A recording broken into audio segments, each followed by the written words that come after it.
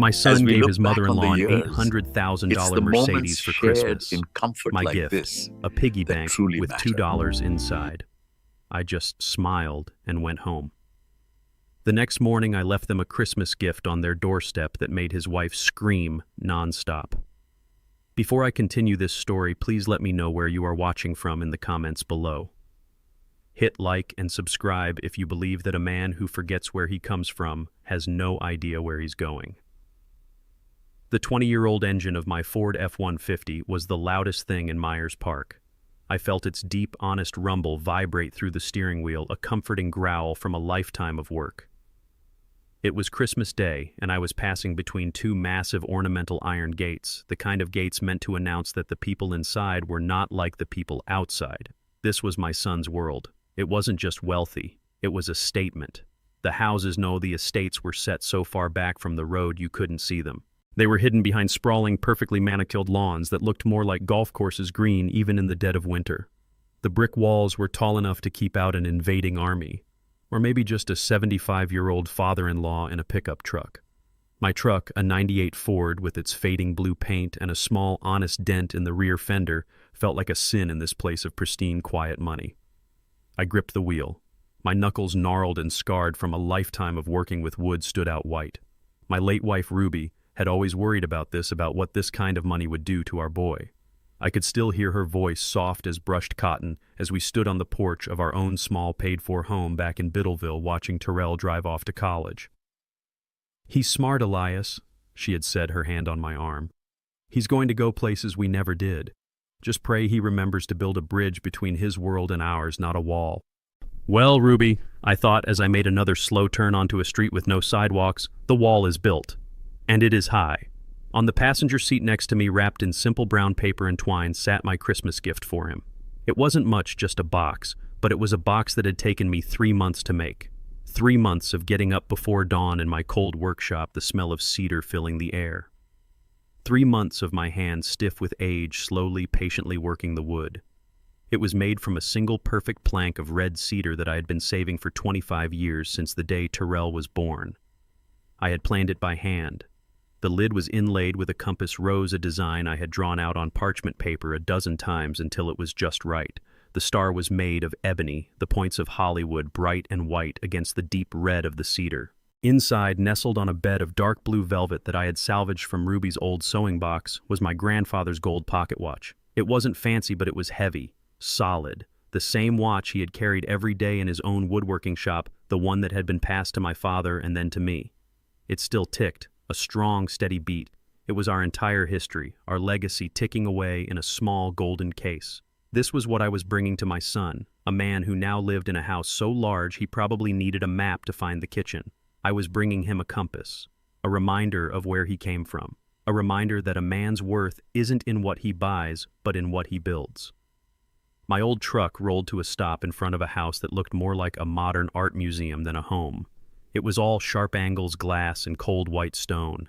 There wasn't a speck of color, not a single Christmas light, not even a wreath on the massive 10-foot-tall door. Just a single perfectly sculpted leafless tree in the yard that looked like it was dying of loneliness. I put the truck in park. The engine ticked as it cooled, the sound deafeningly loud in the oppressive silence of the street. I sat there for a long moment, the cedar box heavy on my lap. I felt like a man about to deliver a message in a foreign language to a country that was already at war with him.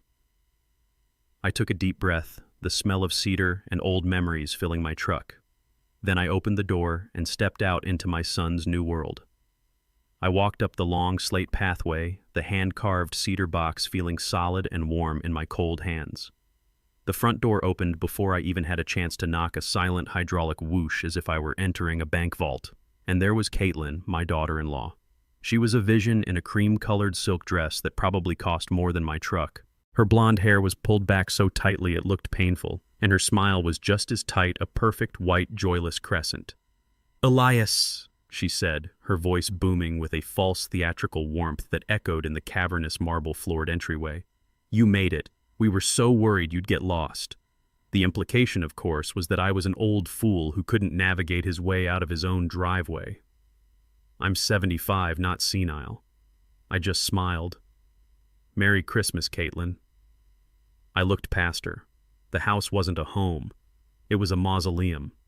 The floors were polished white marble that reflected the cold white walls. There was no furniture in the entryway, just a single bizarre sculpture made of twisted metal in one corner, and a painting on the far wall that was just a giant black square. There were no photographs on the walls, no clutter on a side table, no mismatched chairs that held a memory of a child's spilled milk or a holiday dinner. Ruby's house, our house. You couldn't walk 10 feet without bumping into a memory. A framed picture of Terrell at his high school graduation. The small worn spot on the arm of my favorite chair. The faint scent of cinnamon and nutmeg that had seeped into the kitchen walls over 50 years. This place didn't smell like cinnamon. It smelled like chemicals, like a hospital, or a showroom. "So glad you could come, Dad," she said, gliding forward. She used the word dad like it was a foreign term she had just learned from a textbook, and then she wrapped her arms around me. It was not a hug. It was a brief structural assessment. Her arms were stiff as boards, her body held at a careful, calculated distance. I could feel the hard, sharp edges of her diamond bracelet against my neck. She didn't kiss my cheek. She kissed the air somewhere near my left ear, a small, meaningless mwah sound. The sharp chemical scent of her perfume, something that smelled like lemons and ammonia, filled my nose, stinging my eyes. I was wearing my good coat, a heavy wool jacket that had been Ruby's favorite. It was clean, it was warm, and it was 20 years old. It smelled faintly of cedar from my workshop and the pipe tobacco I used to smoke. It was a coat that had seen life. As Caitlin pulled back from our non-embrace, I saw it. It was a small, almost invisible movement, but it was as loud as a gunshot to me. Her left hand, the one that had rested for exactly 1 second on the shoulder of my wool coat, immediately instinctively went to the side of her silk dress. Her fingers covered in diamonds that looked like chips of ice quickly discreetly rubbed against the expensive cream-colored fabric. Once. Twice. She was wiping me off of her, wiping away the faint smell of cedar, wiping away the touch of old wool, wiping away the presence of the man who wasn't like her, the man who had worked with his hands, the man who had driven up in a 20-year-old truck. The smile never left her face. She didn't think I had seen it. Or maybe, and this was the thought that chilled me, she just didn't care. Come in," she said, her voice still booming, already turning her back to me, the moment over her hand now clean. "Terrell is in the great room with Mother. I'm sure he's anxious to see you." I stood there for a moment in the cold white entryway, the cedar box in my hand. It felt heavier now. I had been in their house for less than a minute, and I had already been told in no uncertain terms that I was unclean, that I was a contamination in her perfect, sterile world. I took a deep breath, my lungs aching from her perfume, and I followed her, my old work boots silent on the cold, unforgiving marble. The chill I felt had nothing to do with the winter air outside. She led me from the cold white entryway into what she called the Great Room. The name was fitting. It was vast, with a ceiling 2 stories high and an entire wall made of glass that looked out onto a dark, empty swimming pool. It was filled with white furniture so low to the ground it looked like it was sinking. There was no Christmas tree, no decorations, just a single flickering gas fireplace that gave off no heat, only a thin, blue, sterile flame. And on the largest white sofa, holding court like a queen on her throne, was Genevieve, Caitlin's mother. My son Terrell was sitting on a small, hard chair next to her, leaning forward, his hands clasped, listening to her with an expression of rapt adoration. He looked soft. That was the only word for it. His face, which used to have the strong lines of my own, had become puffy. He wore an expensive-looking cashmere sweater that was the same pale, lifeless cream color as Caitlin's dress. He didn't see me walk in. His entire world was focused on his mother-in-law. Caitlin glided across the room and took her place on the other side of her mother. I was left standing alone in the middle of the vast cold room, still holding my cedar box. "Terrell, darling, your father is here," Caitlin said, her voice bright and sharp. He startled as if woken from a dream. He turned and his eyes finally landed on me. A brief flash of something was it surprise guilt crossed his face before he composed it into a smooth, practiced smile. "Dad," he said, standing up. He crossed the room and gave me a quick one-armed hug, patting my shoulder twice. It was the kind of hug you give a distant colleague. "Good to see you. Glad you made it okay." He was already pulling away, his eyes glancing back toward Genevieve as if afraid he might miss a single precious word from her. He was agitated, distracted. "Merry Christmas, son," I said, my voice feeling too rough for this quiet, sterile room. I held out the gift, the brown paper wrapping, feeling suddenly common and poor in this palace of white. "I brought this for you. I made it myself." Terrell looked at the package in my hands. He didn't reach for it at first. He just looked at it. "Oh," he said. "Great. Thanks, Dad." He took it from me. It was heavy, but he held it in one hand dismissively. He didn't even feel the weight of it. "What is it?" he asked, already turning back toward the sofa. "It's a box I carved," I said, my voice faltering. "Out of that red cedar plank I was saving, and inside is your great-grandfather's pocket watch." At the mention of the watch, his eyes flickered back to the box for a second. "Oh, wow, the old ticker. Right." He gave a small, forced laugh. He didn't make a move to open it. He didn't look at the compass rose I had spent a week inlaying. He didn't run his hand over the wood I had spent 3 months sanding until it was smooth as glass. "Here, honey, can you put this somewhere?" he said, handing the box off to Caitlin. He had held his entire family legacy in his hand for less than 10 seconds. Caitlin took the box from him with 2 fingers as if it were a piece of rotting fruit. She looked around, her eyes scanning the perfectly empty room for a place to put this piece of clutter, this piece of my heart. She glanced at a white glossy table but seemed to decide against it. It would spoil the aesthetic. Instead, she walked over to the cold, blue-flamed fireplace. On the marble hearth there was a small, messy pile of torn, glittery wrapping paper and ribbons from gifts her family must have opened earlier. And with a casual, thoughtless gesture, she bent down and placed my hand-carved cedar box, the box holding my grandfather's watch, on the floor, next to the trash.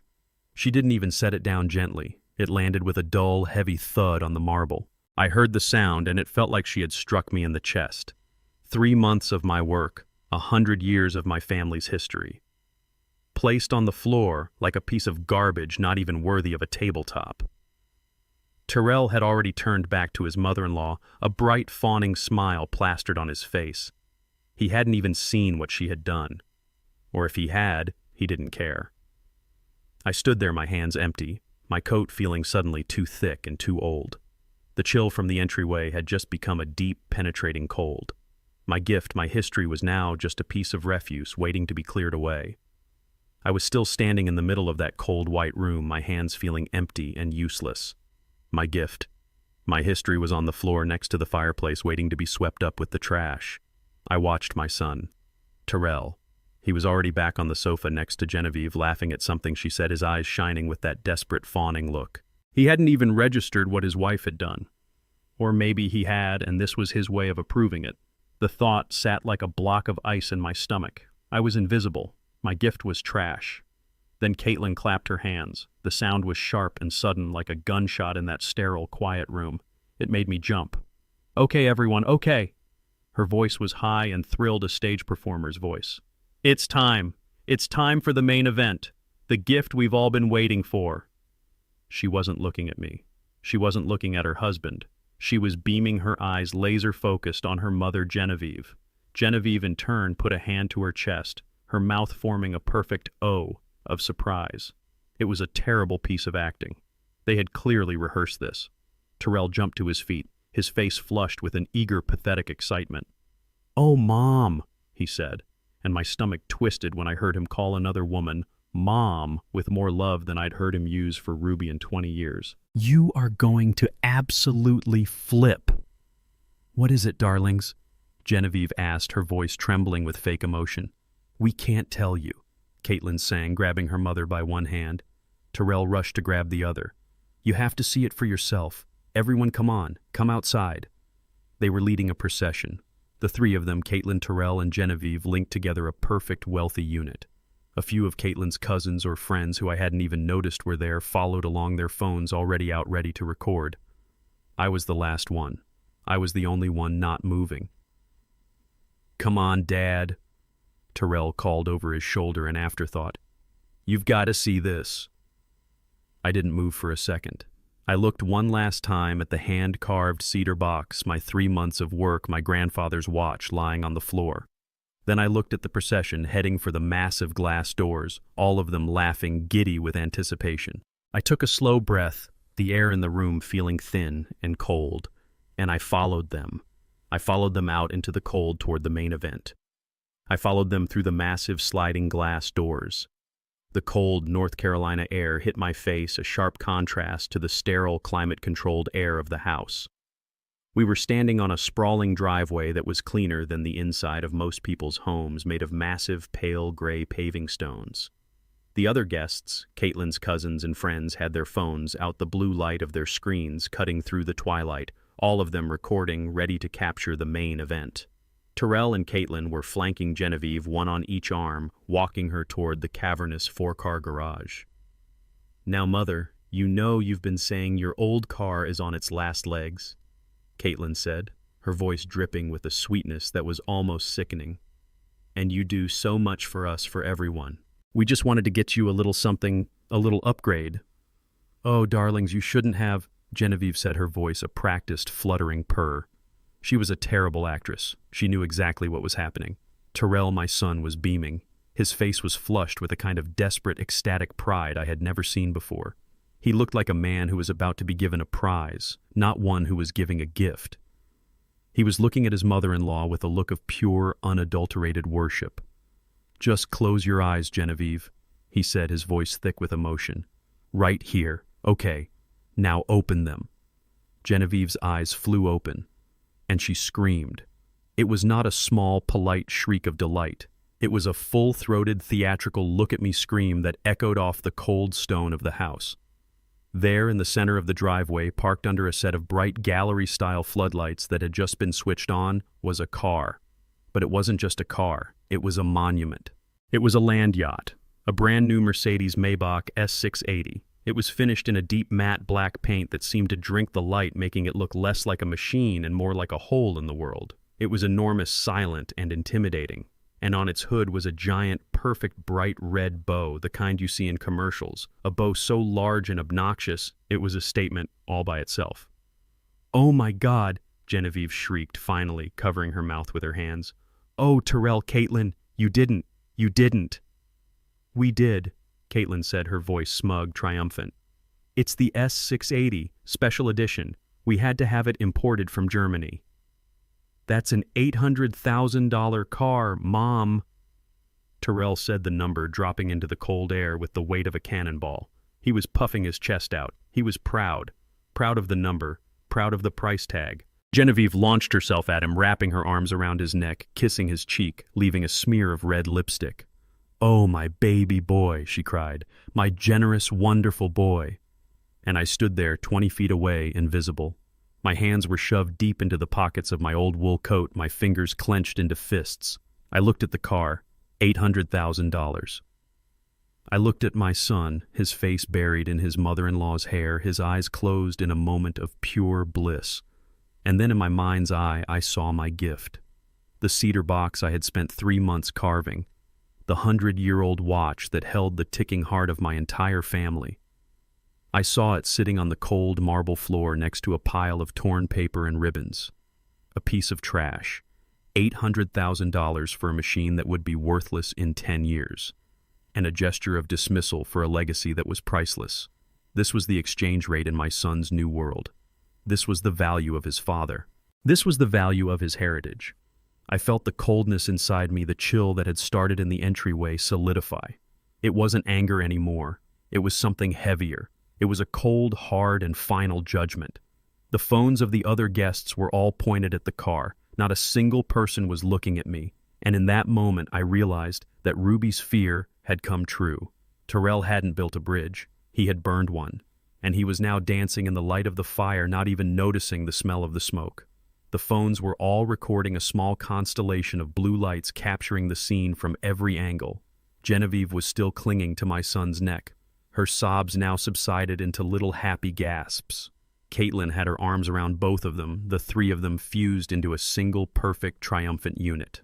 They were a tableau of family love, a Christmas card image worth $800,000.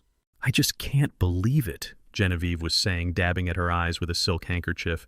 "It's just too much. How did I ever deserve such wonderful children?" Terrell, my son, pulled back, but only slightly. He kept his hands on his mother-in-law's arms, his face a mask of pure, unadulterated adoration. It was a look I had never seen on him before, not once. It was the look of a disciple staring at a prophet, a look of desperate fawning worship. His eyes were shining, his smile was wide and unguarded. He looked happier, more genuinely alive than I had ever seen him. "You deserve this and more, Genevieve," Terrell said, his voice thick with an emotion he had never shown for his own family. "You've been more than a mother to me. You've been a mentor, a guide." I stood there invisible, my hands clenched so tightly in my pockets that my fingernails were biting into my palms. I watched my son look at this woman, this stranger, with a love and respect that he had never not once shown his own mother. Not even when she was dying. He had been dutiful, yes. He had visited Ruby in the hospital. He had looked uncomfortable checking his watch, his mind clearly on a stock portfolio or a client meeting. But he had never looked at her like this. He had never looked at the woman who had stayed up all night rocking him when he was sick, who had read to him until her voice was hoarse, who had defended him and loved him with a fierceness that was primal with this kind of worship. And as I stood there in the cold, a memory sharp and unwelcome as a shard of glass worked its way into my heart. It was from 20 years ago. Terrell had just come home from his first semester at that fancy business school, the one I was paying for. He had come into my workshop, the air thick with the smell of sawdust and varnish. He was crying, real gut-wrenching sobs. He had failed his first big exam. He was overwhelmed, scared he was going to disappoint me, scared he wasn't good enough for the new, rich world he was trying to enter. I had turned off my lathe. I had put my arm around his shoulder, my dusty flannel sleeve against his expensive polo shirt. I sat him down on an old cypress stump I used as a stool. "Son," I had told him, "a number on a piece of paper doesn't make you a man. Your character does. This is just noise. It's not who you are." He had looked up at me, his eyes red. "I'm just so scared, Dad," he'd whispered. "I'm scared I'm going to get lost up there. I'm scared I'm going to forget." "You won't forget," I had said, my voice firm. "You've got a foundation. You've got sawdust in your blood. You can't forget who you are, Terrell. You're a bishop. You come from a line of men who build things. That's a strength they can't teach you in a classroom." He had hugged me then, a real hug. He had buried his face in my dusty shirt and he had said, "I'll never forget, Dad. I promise. I'll never ever forget where I came from." I looked at that same man, that same boy now 45 years old, his face glowing with secondhand pride as he ran his hand over the cold matte black paint of an $800,000 car he had bought for his wife's mother. He had forgotten. He had forgotten it all. He had forgotten the sawdust, he had forgotten the promise, he had forgotten his mother, and he had forgotten himself. The boy I had comforted in the workshop was gone. In his place was this soft, smiling stranger, a man who looked at me, his father, as if I were a piece of old furniture he had forgotten to put in storage. The air was thick with their self-congratulation. Terrell was explaining some feature of the engine, his voice filled with a technical jargon I knew he didn't understand. Genevieve was running her hands over the matte black paint, her diamond rings scraping faintly against the finish, a sound that made me wince. Caitlin was taking a selfie with her mother in the car, her smile wide and artificial. They had completely forgotten I was there. I was a statue in a garden, a piece of scenery, an irrelevant old man in a wool coat. I had not moved. I had not spoken. I was just a witness, and they didn't even care that I was watching. After a few more minutes of oohs and ahs, the initial ecstasy began to fade. The cousins had finished their recording. Genevieve had taken her seat in the plush leather interior. The performance was over. It was then, and only then, that Caitlin seemed to remember I existed. She turned her head, whipping around as if startled by a sudden, unpleasant noise. Her eyes found me still standing alone on the driveway 20 feet away. "Oh my goodness," she exclaimed, her voice just as loud as before, but the theatrical warmth was gone, replaced by a thin, brittle condescension. She put a hand to her mouth, a perfect imitation of someone who has just remembered a minor, unimportant detail. "Elias, Dad, oh, I completely forgot. We have a little something for you too." She didn't walk over to me. She called out, "Terrell, darling, did you bring out your father's gift?" Terrell, who was still admiring the car's grill, looked up confused. "What? Oh, right."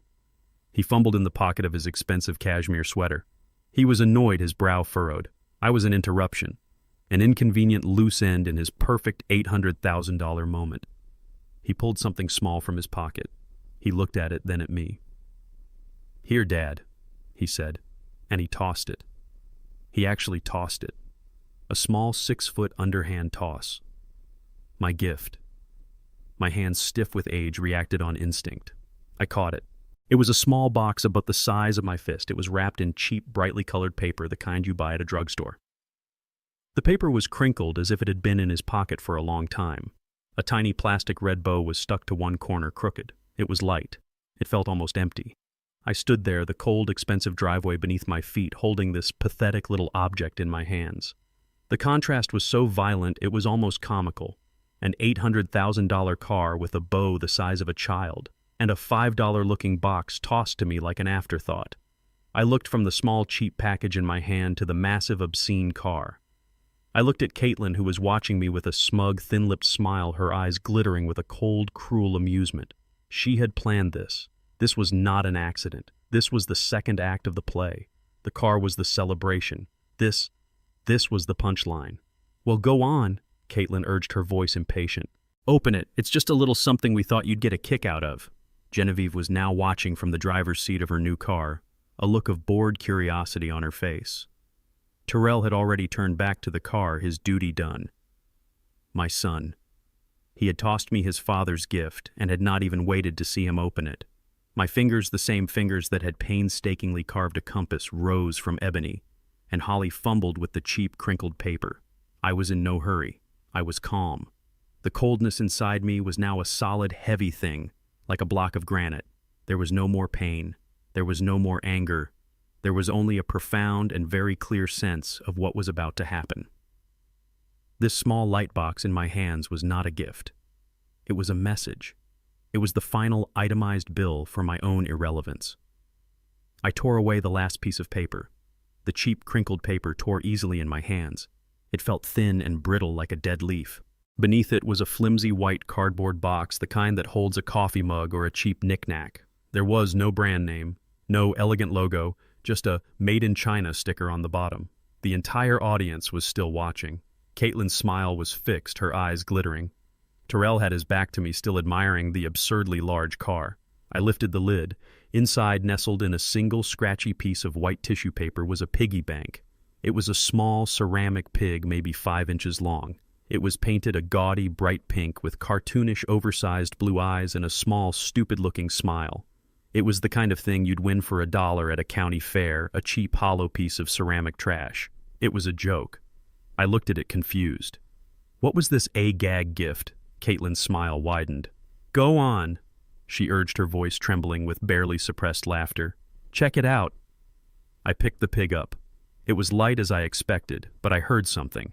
A faint, dry rattle inside. Not the heavy clink of coins, but a small, paper-thin sound. I turned it over. There was a small black rubber stopper in its belly. I looked at Caitlin. Her eyes were dancing with cruel, childish amusement. This was the punchline. She had planned this. I looked at my son.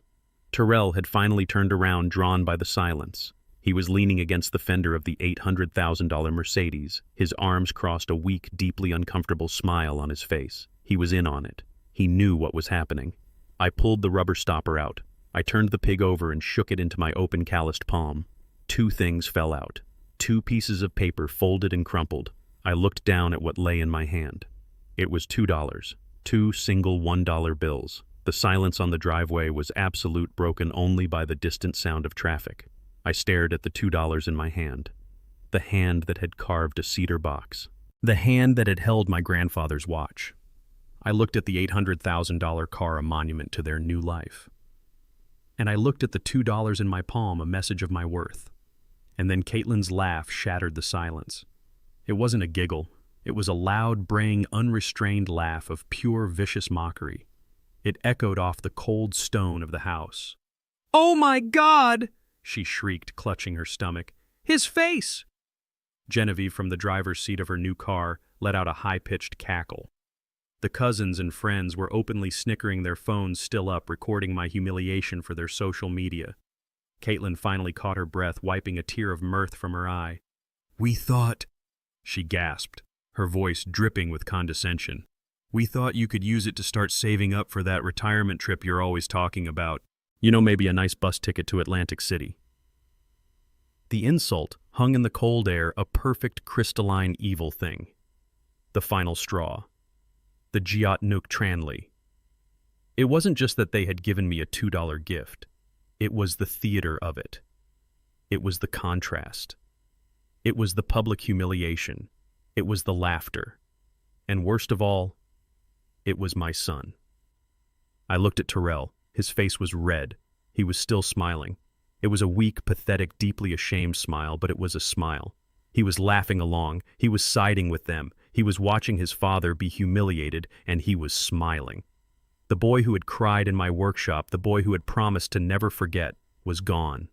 In his place was this weak, soft, smiling stranger. The coldness inside me, the chill that had been growing since I arrived, did not turn to fire. It did not turn to rage. It simply solidified. It became a void, a place of perfect cold and absolute clarity. The pain was gone. The anger was gone. All that was left was a decision. I looked down at the 2 crumpled dollars in my hand. I looked at the laughing faces of my new family. And then I did something they did not expect. I smiled. A small, calm, peaceful smile. Caitlin's braying, cruel laugh was the only sound. It echoed off the cold stone of the house, a sharp, ugly noise that cut through the crisp winter air. Genevieve, from the driver's seat of her new throne, joined in a high-pitched, wheezing cackle. The cousins, the sycophants with their phones, were all snickering, their faces masks of cheap amusement. They were a pack of hyenas laughing at a kill, but I didn't look at them. I didn't care about them. They were strangers. I looked at the only person in the world who mattered in that moment. I looked at my son. Terrell was leaning against the fender of the Mercedes, his arms crossed. He was not laughing, not at first. His face was a deep, painful shade of red. He was looking at the ground, at his expensive shoes, at anything but me. He was ashamed. I saw it. I saw the flicker of the boy I knew, the boy who had cried in my workshop. The boy who knew on some deep buried level that what was happening was a profound and terrible sin. He was ashamed. And then Caitlin, in the middle of her laughing fit, noticed his silence. Her laughter didn't stop, but it changed. Her eyes, sharp and cold, flickered from me to her husband. She didn't say a word to him. She didn't have to. It was just a look. A quick, sharp, controlling glance that said, "Don't you dare ruin this. Don't you dare side with him." It was the look of an owner, not a wife. I watched it happen. I watched my son's shame crumble under the weight of that single glance. The flush of embarrassment on his face was replaced by a pale, sickly pallor.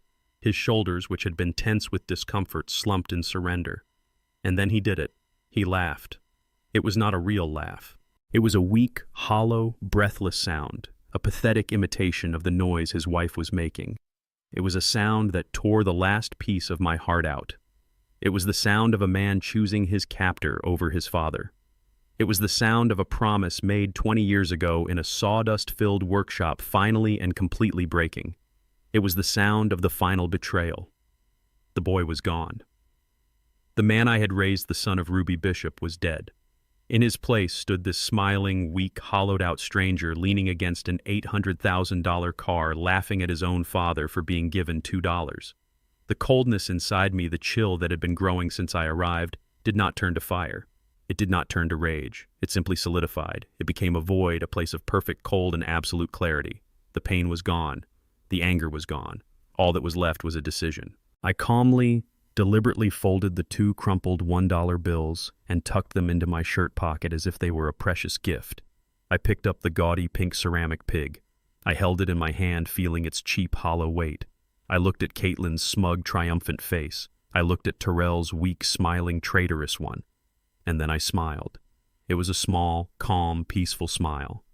It was the calmest I had felt all day.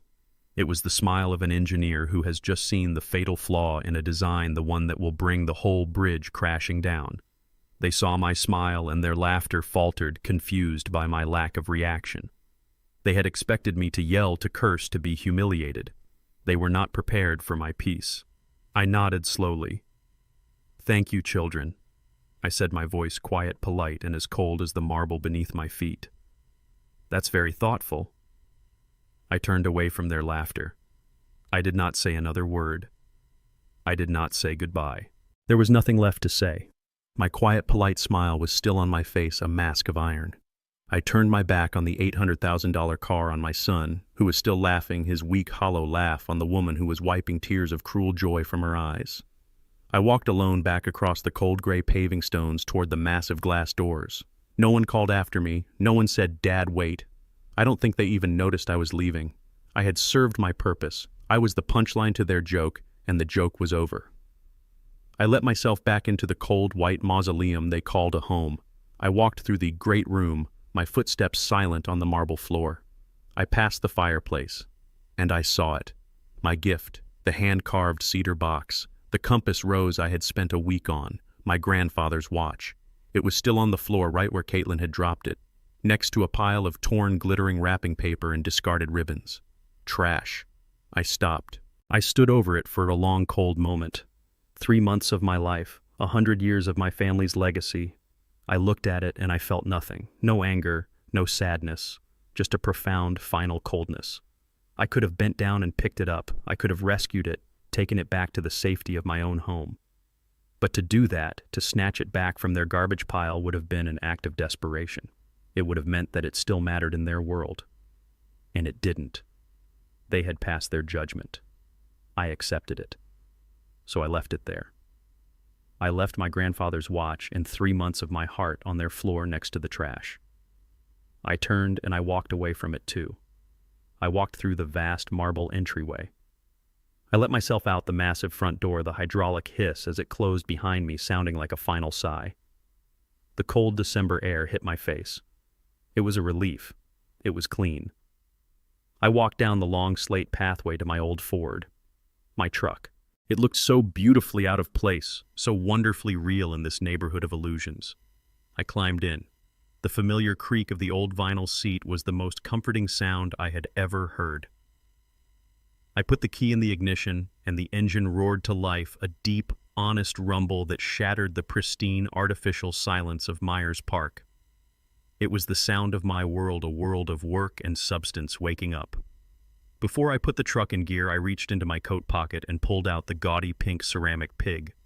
Then I took the 2 crumpled $1 bills from my shirt pocket. Carefully, methodically, I unfolded them. I folded them again neatly into small squares. I stuffed them one by one back through the small slot in the pig's stupid smiling face. I put the rubber stopper back in its belly. Then I reached over and I placed the piggy bank on the empty passenger seat, the seat where Ruby had always sat, the seat where she had put her hand on my leg when we drove, the seat that had been sacred and empty for 5 long years. That space was now occupied by this $5, $2 symbol of my final humiliation. It sat there, its cartoon eyes staring at me, mocking me. I put the truck in gear. I drove away from that cold white house. I did not speed. I did not burn rubber on their perfect street. I drove calmly, my hand steady on the wheel. I passed the iron gates, leaving their world behind. The drive home to Biddleville was 20 minutes. I did not turn on the radio. The only sounds were the deep rumble of my engine and the faint, dry rattle of the $2 inside the piggy bank as I hit the small bumps in the road. I was not crying. I would not give them the satisfaction of my tears. The time for tears was long past. The pain I had felt when Caitlin wiped her hand, the sting of betrayal when Terrell discarded my gift, the raw public humiliation of their laughter, it was all gone. It had burned away, leaving behind something clean and hard and cold as forged steel. It was the clarity of a man who has finally, after years of making excuses, seen the absolute truth. There was no more confusion. There was no more hope for a relationship that was so clearly, utterly dead. I was not an angry father. I was not a grieving widower. I was an engineer. I had just been shown a catastrophic structural failure, and my mind was already calmly and methodically drawing up the blueprints for its correction. I drove my truck into the small, detached garage behind my house, the sound of the old door rattling down, feeling like a portcullis shutting out the cold, empty world I had just left. I sat there in the darkness for a full minute, the only sound the metallic ticking of the cooling engine. The pink ceramic pig sat on the passenger seat, its stupid smiling face illuminated in the faint glow of the dashboard lights. A $2 insult sitting in the seat my wife had occupied for 50 years. I finally picked it up, the cheap, hollow ceramic feeling cold and obscene in my hand. I got out of the truck and walked into my home. The warmth of the house hit me first. It wasn't just the heat from the old furnace. It was a different kind of warmth. It was the smell of old wood of Ruby's spices that still lingered in the wallpaper of half a century of life well lived. I walked into the small living room. Here there were no white walls, no sterile marble floors. There was a worn, comfortable armchair, the fabric thin on the arms where I had sat every night. There was a bookcase I had built with my own hands, overflowing with Ruby's old paperbacks. And on every surface, on the walls, on the tables, on the mantelpiece, were photographs. A life. Terrell as a baby. Terrell on his first bicycle. Terrell in his high school graduation cap. A black and white photo of me and Ruby on our wedding day. My eyes were drawn to the mantelpiece. For the last 3 months, a particular spot on that mantel had been occupied by the cedar box, the one I had been sanding, oiling and polishing, getting it ready for my son. Now that spot was empty. It was a void, a blank space where 100 years of my family's history, my grandfather's watch, was supposed to have been passed on. Instead, that legacy was at this very moment lying on a cold marble floor, 20 miles away, next to a pile of torn, glittering trash. I looked at the empty space, and then I looked at the photograph beside it, my wedding photo. Me and Ruby, young and full of a hope so powerful it almost hurt to look at. We were standing in front of the first church we built together, our hands joined. We were a team, and I had let this happen to her legacy.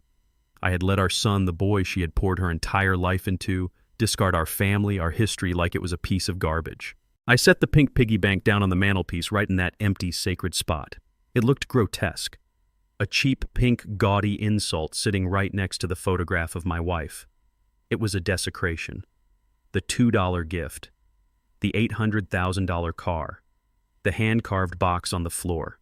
The wiping of my coat from her silk dress. It wasn't just a series of insults against me.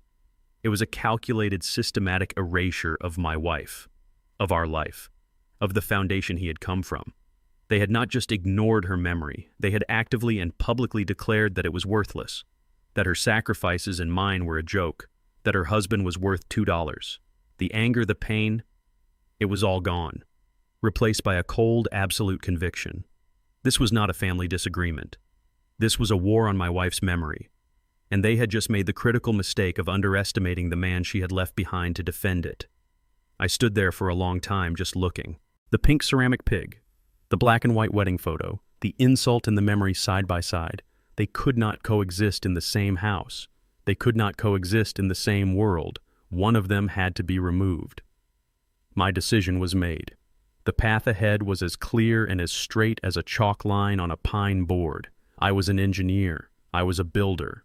I had spent my life constructing things to last.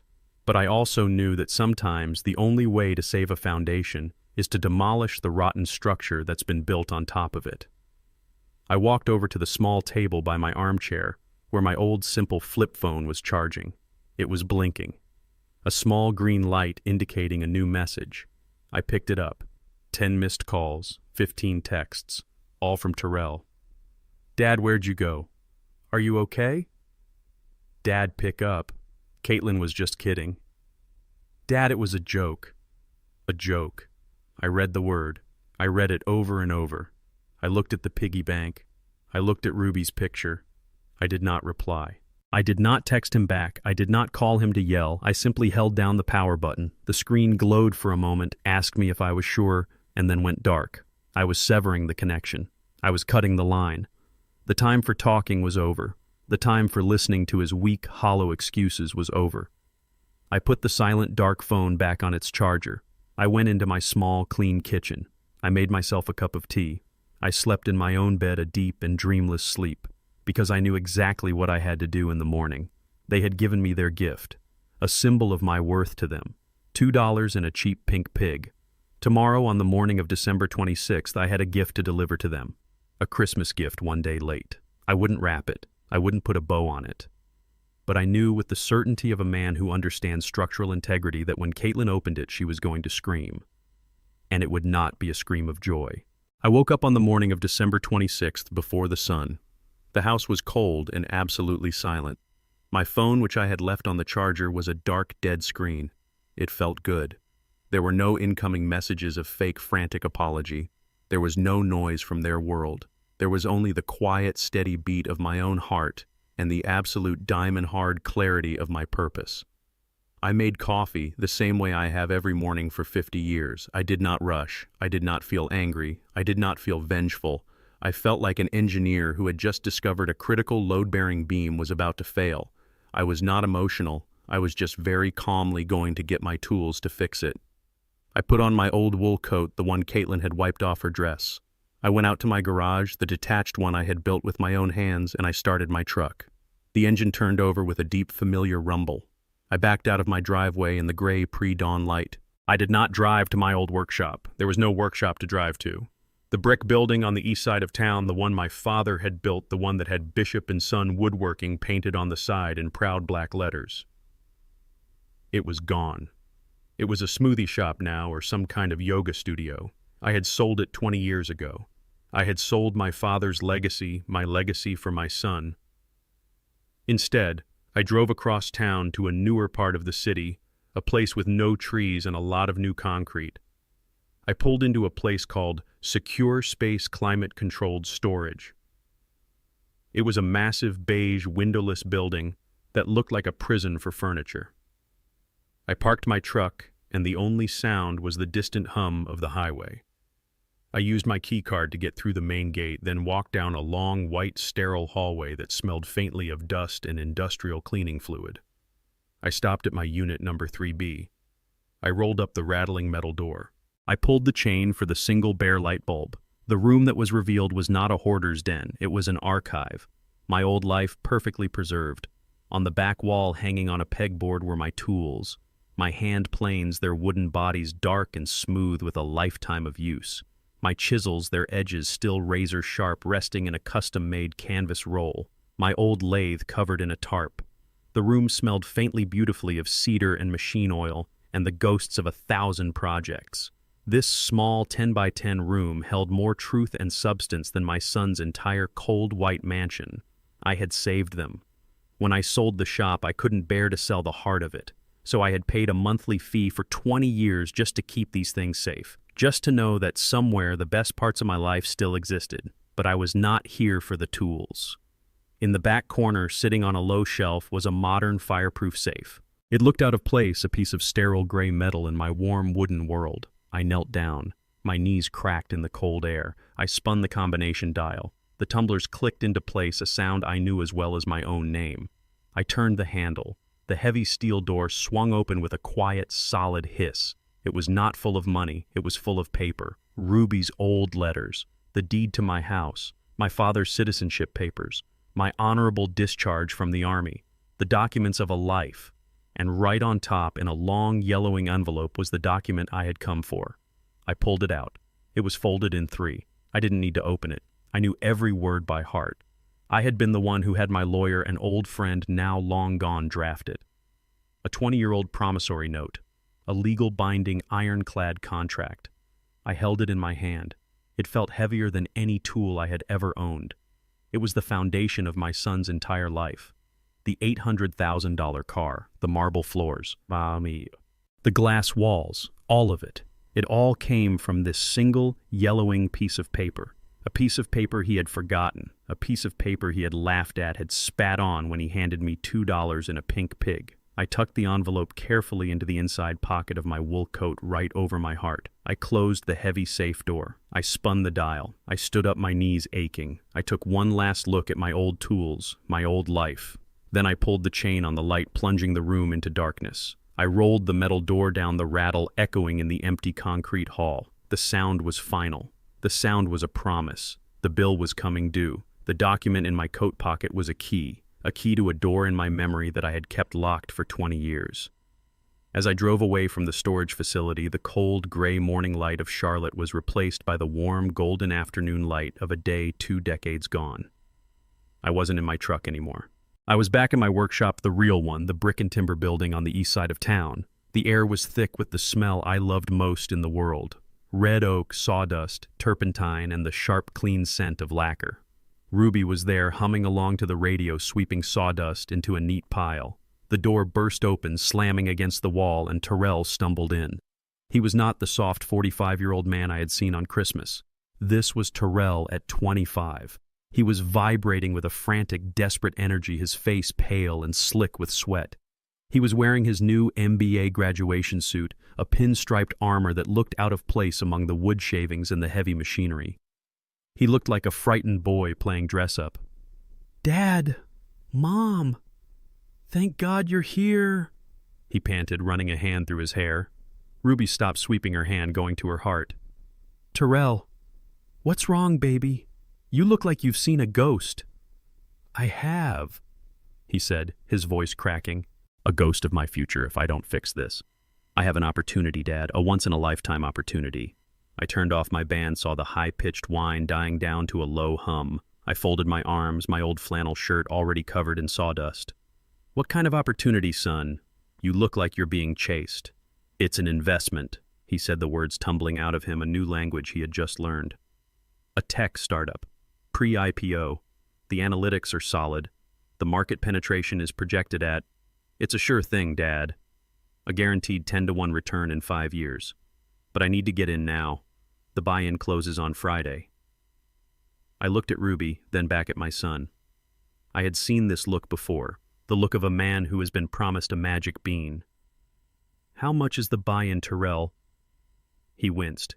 He couldn't look me in the eye. He looked at his mother. $750,000. Ruby let out a small gasp. The broom clattered to the floor. "Terrell," she said softly. She said, "Where on earth would we get that kind of money?" "That's just it," he said, his voice breaking. "I don't need us to get it. I need me to get it." I went to Caitlin's parents. I went to Genevieve. I laid out the whole prospectus. And you know what she said? He was mimicking a high, cold voice. "Terrell, darling, this is all very impressive. But we don't invest in potential. We invest in equals." Equals. She said it while looking at my suit like it was a costume. He was starting to unravel. "Caitlin, she's embarrassed, Mom. Her family, they think I'm nobody. They think I'm just the son of a carpenter. She told me that if I can't find the capital, if I can't prove that I'm in their league, then we can't get married. Her father won't allow it. They'll make her leave me." And then he broke. My son, my 25-year-old MBA-toting pinstriped son, sank down onto an old cypress stump I used as a stool. He put his head in his hands and he began to cry. Not quiet tears, but the deep, ugly, soul-wrenching sobs of a boy who is completely, utterly lost.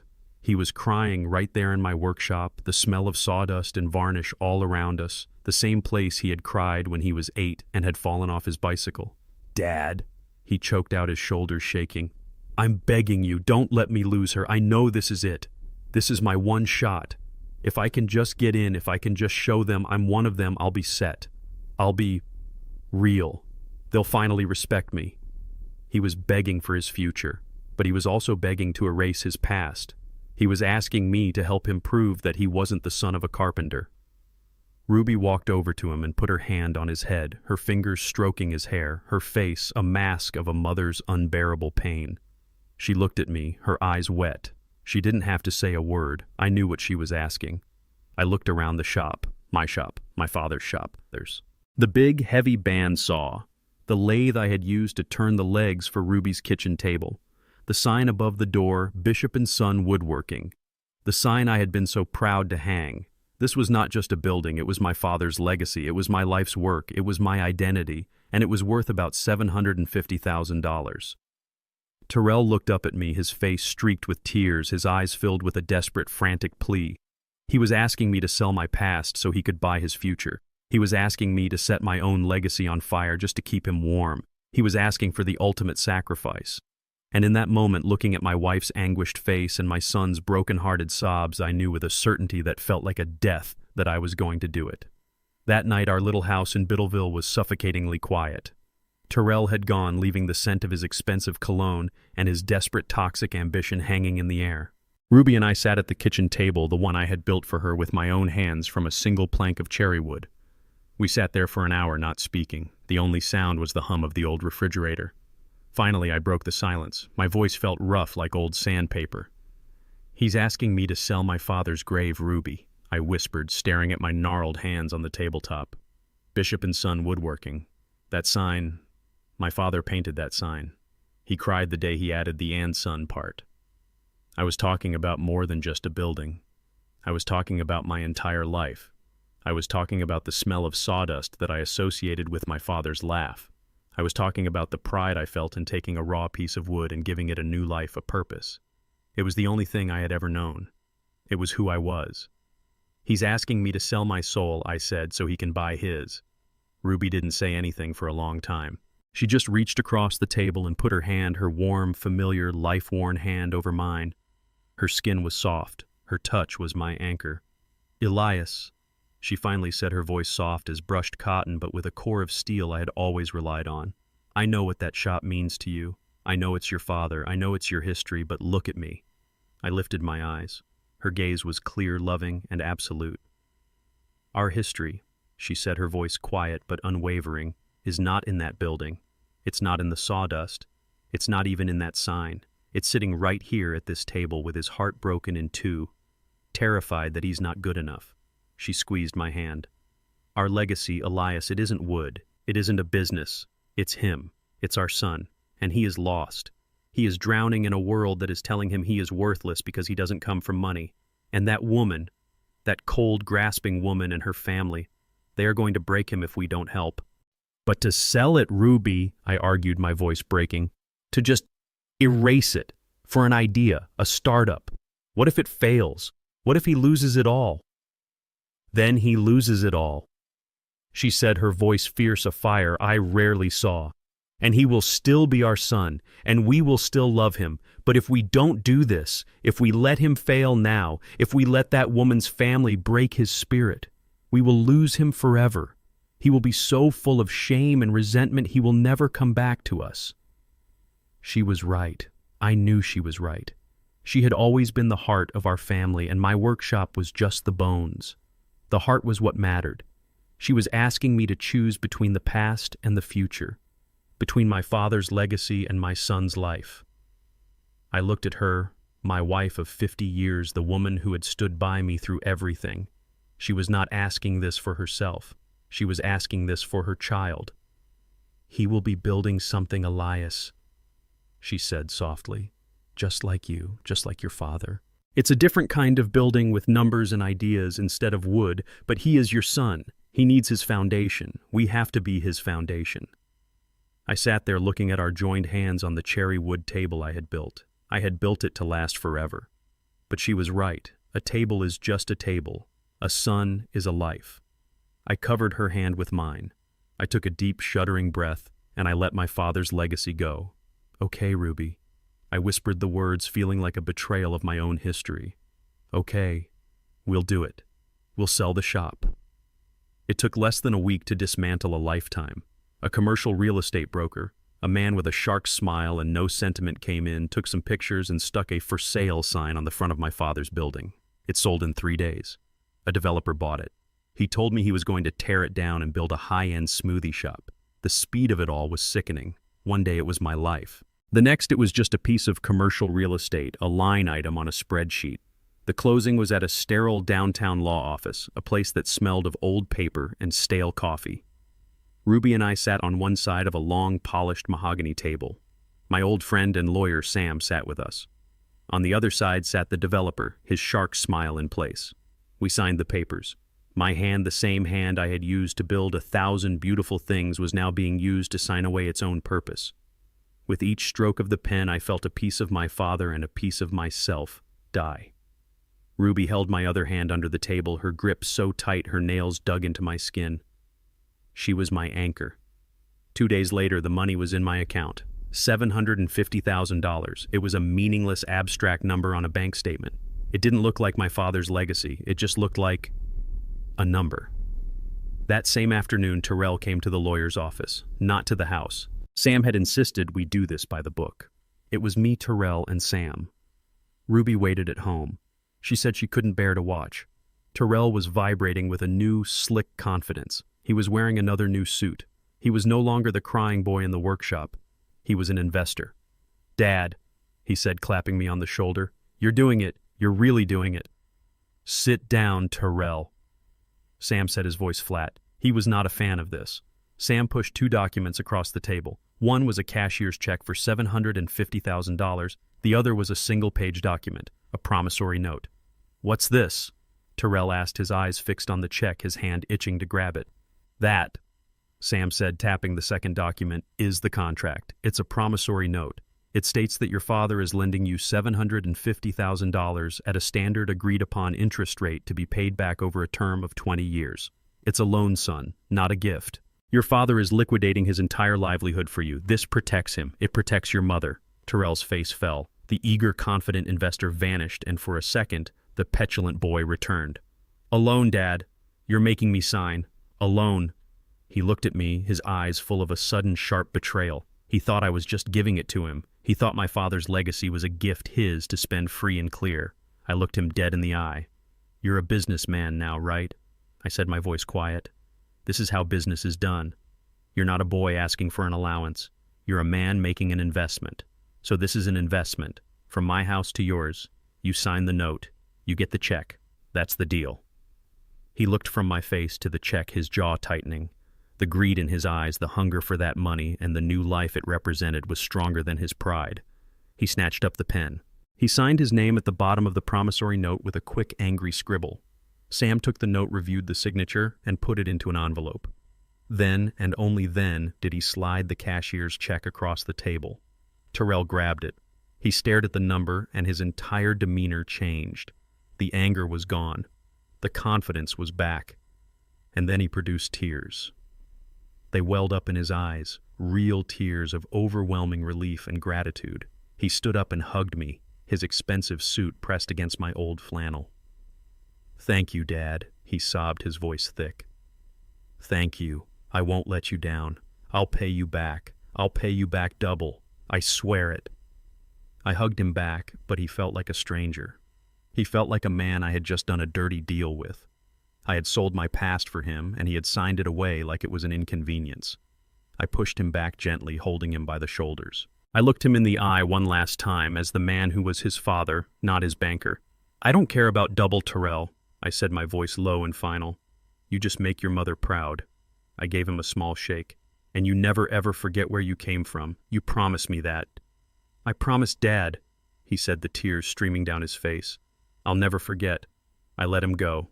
He picked up his check, his new life, and he practically ran out of the office on his way to his new world, on his way to Caitlin and her family, to prove that he was finally one of them. I watched him go. Sam just sat there shaking his head slowly. "God help us, Elias," he whispered. "I think you just sold the wrong farm for the magic beans." I sat in my truck, the engine's rumble, the only sound in the gray pre-dawn light. The truck was cold, but the yellowing envelope in my inside pocket resting against my chest felt warm. It felt heavy. It felt like the weight of 20 years of a promise made and a promise broken. That piece of paper. The promissory note. For 20 years it had sat in that fireproof safe. For 20 years it was a ghost. A secret between me, my wife, my son, and our old lawyer. In all that time, Terrell had never once mentioned it. Not once. And in all that time, I had never once asked. I remembered a night, maybe 10 years ago. Terrell's business had truly taken off. He and Caitlin had just bought the cold white mansion in Myers Park. Ruby and I were sitting on our porch swing listening to the crickets. I turned to her. "Ruby," I said, "he's a millionaire now. He's got more money than my father ever dreamed of. And he's never said a word about the shop, about the loan." Ruby stopped swinging. She looked out at the night, at the familiar, comfortable darkness of our quiet street. "What's in your heart, Elias?" she asked me. "Are you angry?" "No," I said, and it was the truth. I'm proud. He did it. He made something of himself. He has a life we never could have given him." "Well then," she said, putting her hand on mine, "that's your payment. That's our dividend. The paper in the safe, that's just insurance. The real investment was in him, and it paid off. He's our son Elias. He's successful. He's happy. Let it be. Let him have his new life. We don't need the money. We have this. We have each other." And so I let it be. We let it be. The promissory note was more than a legal document. It became a new unspoken contract between a father and a son. The legal terms were simple. You owe me this money. But the unspoken family terms were even simpler. As long as you are a good son, as long as you honor your mother, as long as you respect the foundation we gave you. This piece of paper means nothing. It will stay in the dark, a secret symbol of our love and sacrifice. His success, his happiness, his respect. That was the interest we were collecting. For 20 years, that unspoken contract had been honored, or at least I had told myself it had, until yesterday. I drove out of the storage facility, the old envelope a heavy weight against my ribs. Yesterday, on Christmas Day, my son and his wife had not just insulted me. They had taken that unspoken, sacred family contract, the one built on Ruby's love and my sacrifice, and they had publicly, theatrically torn it to shreds. They had wiped my presents off their clothing. They had tossed my grandfather's watch on the floor with the trash. They had presented me with a $2, $5 piggy bank, a cheap, gaudy symbol of my worth to them. And they had laughed. My son had laughed at me. That $2 insult was not just a mean-spirited joke, it was a formal declaration. It was their way of saying, the past is worthless, the foundation you gave me is meaningless, you are meaningless. And as I sat in my truck, I accepted their declaration. If the foundation is worthless, if the unspoken contract of love and respect is null and void, then what is left? Only the paper. Only the cold, hard, original contract, the one with the interest rate, the one with the terms, the one that was not based on love, but on the law. The $2 gift was the most expensive mistake of Terrell's life. He thought he was handing me a punchline, but what he was really doing was handing me the key to that safe. He thought he was ending a joke, but he was activating a 20-year-old legally binding ironclad debt. The family contract was broken, so the legal contract was now in effect. The bill with 20 years of compounded interest was finally and officially due. I didn't drive back to my quiet neighborhood in Biddleville. The sun was rising, casting a cold, watery light over the city, and I drove straight to uptown Charlotte. The old, comfortable world of handshakes and gentlemen's agreements was over. My old lawyer, Sam, the man who had drafted the note, was gone. He had passed away 3 years ago, and even if he hadn't, he was a friend. He was a man of sentiment. And this was no longer a situation that called for sentiment. This was a situation that called for a surgeon. I parked my truck on the street in front of a tall glass and steel building, the kind of place that smelled like new money and ambition. I was a man in an old wool coat and work boots, walking into a lobby of polished granite and silent, serious-looking people in sharp suits. I went to the elevator, my old boots echoing on the floor, and rode it up to the 22nd floor. The doors opened to a quiet, minimalist office. The name on the glass wall was Simple Hayes Law Group. I had found her online. Jessica Hayes. She was young, in her late 30s. She was a graduate of Howard Law. She was black. And her reviews all said the same thing. She was a shark. She was brilliant, she was aggressive, and she did not lose. A young woman at the front desk looked up from her computer, her expression a perfect practiced mask of politeness. "Can I help you, sir?" she asked, her eyes flicking over my old coat, a brief, almost imperceptible judgment. "I'm here to see Ms. Hayes," I said, my voice calm. "Do you have an appointment?" "No," I said, "but I believe she'll want to see me." I reached into my coat pocket, the one over my heart. I pulled out the yellowed, tri-folded promissory note. I didn't hand it to her. I just held it. "You tell her that Elias Bishop is here. You tell her I have a 20-year-old, fully executed, secured promissory note for $750,000 plus compounded interest. And you tell her the debtor just bought an $800,000 car for his mother-in-law yesterday." The young woman's practiced smile didn't falter, but her eyes widened. She picked up her phone. "Ms. Hayes," she said, her voice a low, urgent murmur. "You need to come to the front, right now." A minute later, a door opened and Jessica Hayes walked out. She was exactly what I had hoped for. She was tall, impeccably dressed in a dark blue suit that was tailored to perfection. She was not a woman who would be impressed by my son's glass house. She was a woman who built her own. She walked right up to me, her hand outstretched, her eyes sharp, intelligent, and completely unsentimental. They were the eyes of a builder. "Mr. Bishop," she said, her voice as sharp and clear as a new chisel. "I'm Jessica Hayes. I understand you have a contract you'd like me to review." She wasn't wasting time. She wasn't judging my coat. She was all business. "I do," I said. I handed her the yellowed document. She didn't take me to a conference room. She stood right there in the lobby under the cold modern lights, and she unfolded it. Her eyes, the eyes of a shark, scanned the page. She read every word. Her expression didn't change, but I saw her breathe in a short, sharp intake of air as she registered the terms. She read the names. She read the interest rate. She read the signatures. She read the notarized stamp. She looked up from the paper, not at me, but at her assistant. "Clear my calendar for the next 2 hours," she said. Then she looked at me. And for the first time that morning, she smiled. It was not a warm smile. It was the smile of a surgeon who has just been handed a perfectly sharp scalpel. "Mr. Bishop," she said, holding the document with a reverence that my own son had never shown it, "please, come into my office. Let's talk about compounded interest."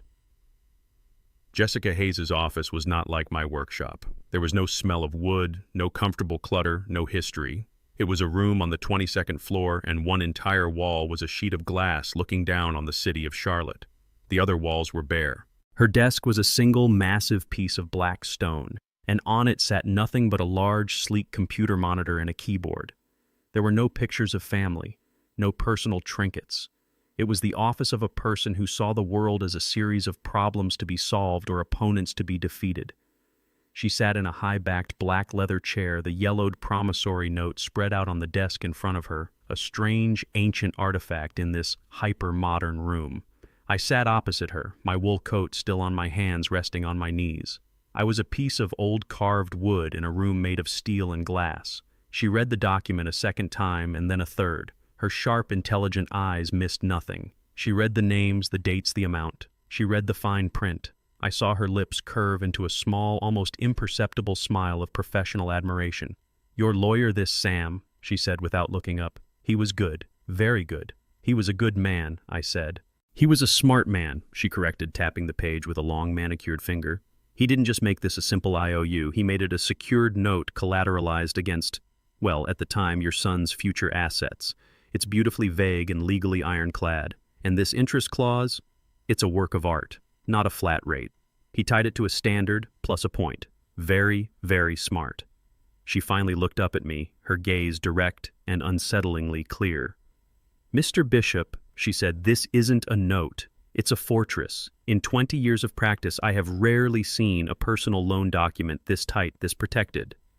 "So it's valid," I said. It wasn't a question. "Valid." She let out a small, sharp laugh, a sound like a single cold chime. "Mr. Bishop, this document is a bomb, a 20-year-old financial time bomb, and the fuse was lit the day your son signed it." She leaned forward. "Now the most important question. In these 20 years, has he made any payments? Any at all? A check here, a token amount there? Anything that could be interpreted as a good faith effort?" "Yesterday, I said he gave me $2 in a piggy bank." Her eyes, which had been sharp, narrowed into slits. The professional admiration on her face was replaced by something else, a flicker of something cold and focused, a flicker of a shark that has just scented blood. "I see," she said softly. $2. A joke." "A joke," I confirmed. "Well," she said, turning to her computer, "let's find out what the punchline really costs."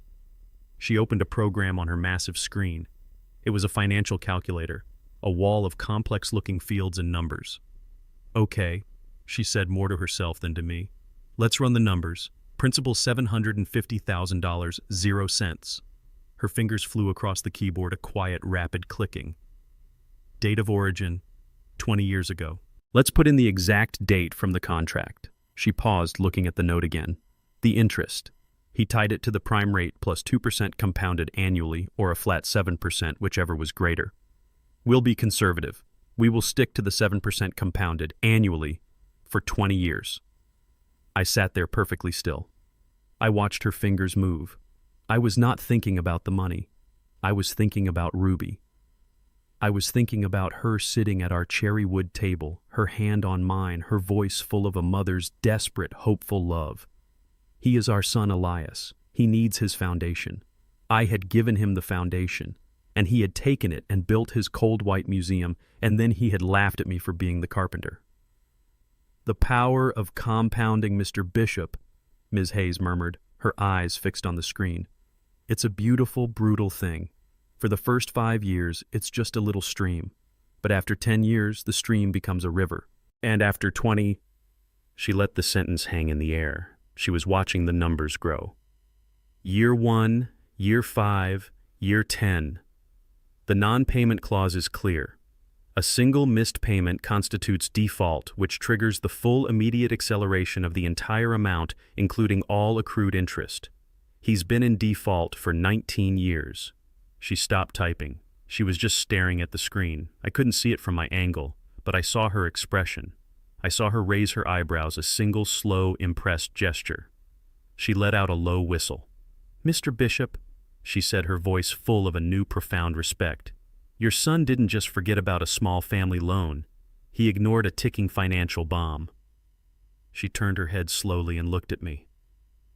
And it just officially went off. I sat there perfectly still. I watched her fingers fly across the keys, a silent, deadly drumbeat.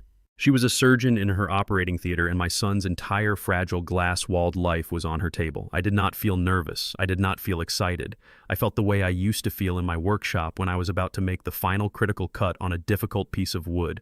I felt a quiet, absolute focus. The noise of the world had faded away.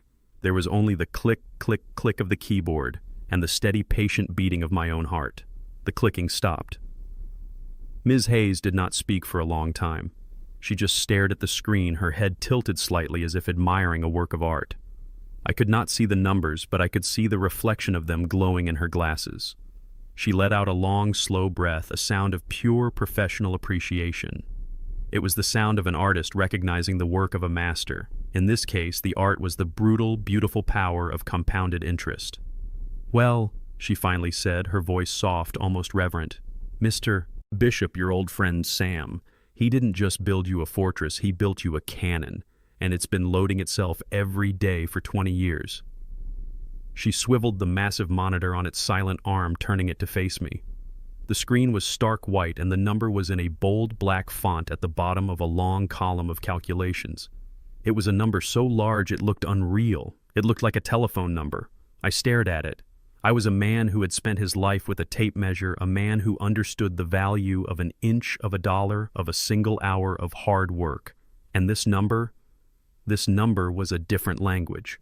My eyes traced the figures from right to left, the cents, the dollars, the hundreds, the thousands, the 100,000s, the millions. I read the number to myself silently. Then Ms. Hayes read it aloud, her voice cool and clear, relishing every syllable. Total outstanding principal $750,000.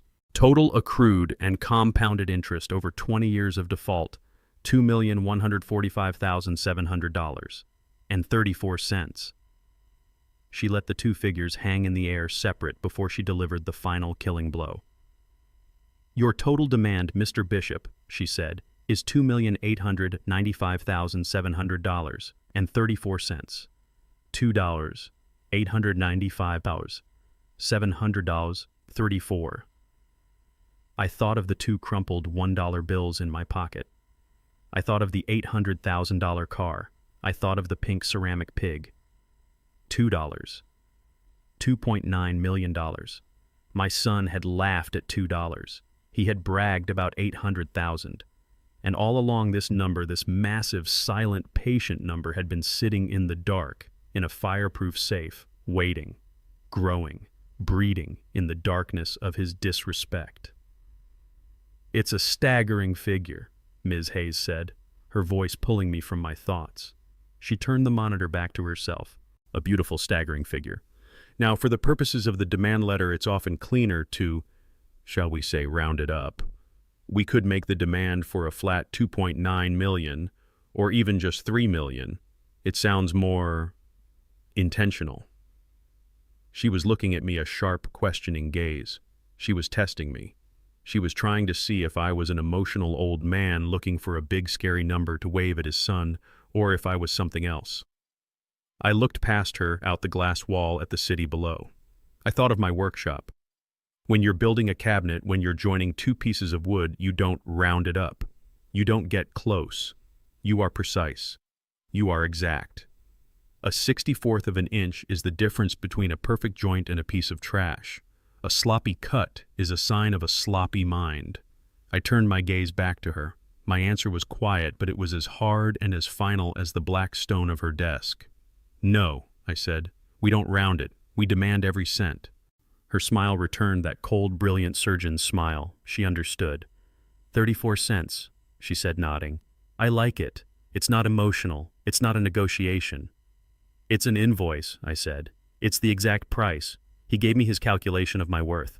I am giving him the exact final calculation of his debt. He will not be able to pay this, she said. It wasn't a question of my resolve. It was a statement of fact, the next step in the blueprint. An S-Class Mercedes is one thing. This is another. This is a life's work. This will mean liens. This will mean seizures. This will mean the end of his entire financial world. I need you to be very clear on that, Mr. Bishop. Ms. Hayes, I said, leaning forward just an inch. I was a builder for 50 years. When a structure is rotten, you don't paint over it. You don't try to patch it. You tear it down to the foundation and you start over. My son's house is rotten. Jessica Hayes looked at me, and for the first time her smile was not just professional, it was genuine. Let's get to work, Mr. Bishop, she said, her fingers flying across the keyboard. Let's draft the demand. Jessica Hayes swiveled her chair back to her keyboard. The number, our number 2, $895,700.34 glowed on the screen between us. She didn't waste a second on congratulations. She didn't pat me on the back. She was a professional, and the time for calculation was over. The time for action had begun. All right, Mr. Bishop, she said, her voice all business. The number is the easy part. Now we build the weapon. She was speaking my language. The delivery system, she continued, is a formal letter of demand. It will be delivered via a process server, not in the mail. It needs to be a shock. It needs to be undeniable. She opened a new document, a blank white page that looked as cold and unforgiving as the marble in my son's entryway. The terms must be simple, brutal, and non-negotiable, she said almost to herself. Her fingers began to fly, the quiet click-clack of the keys, the only sound in the room. It was a different kind of workshop, but I recognized the process.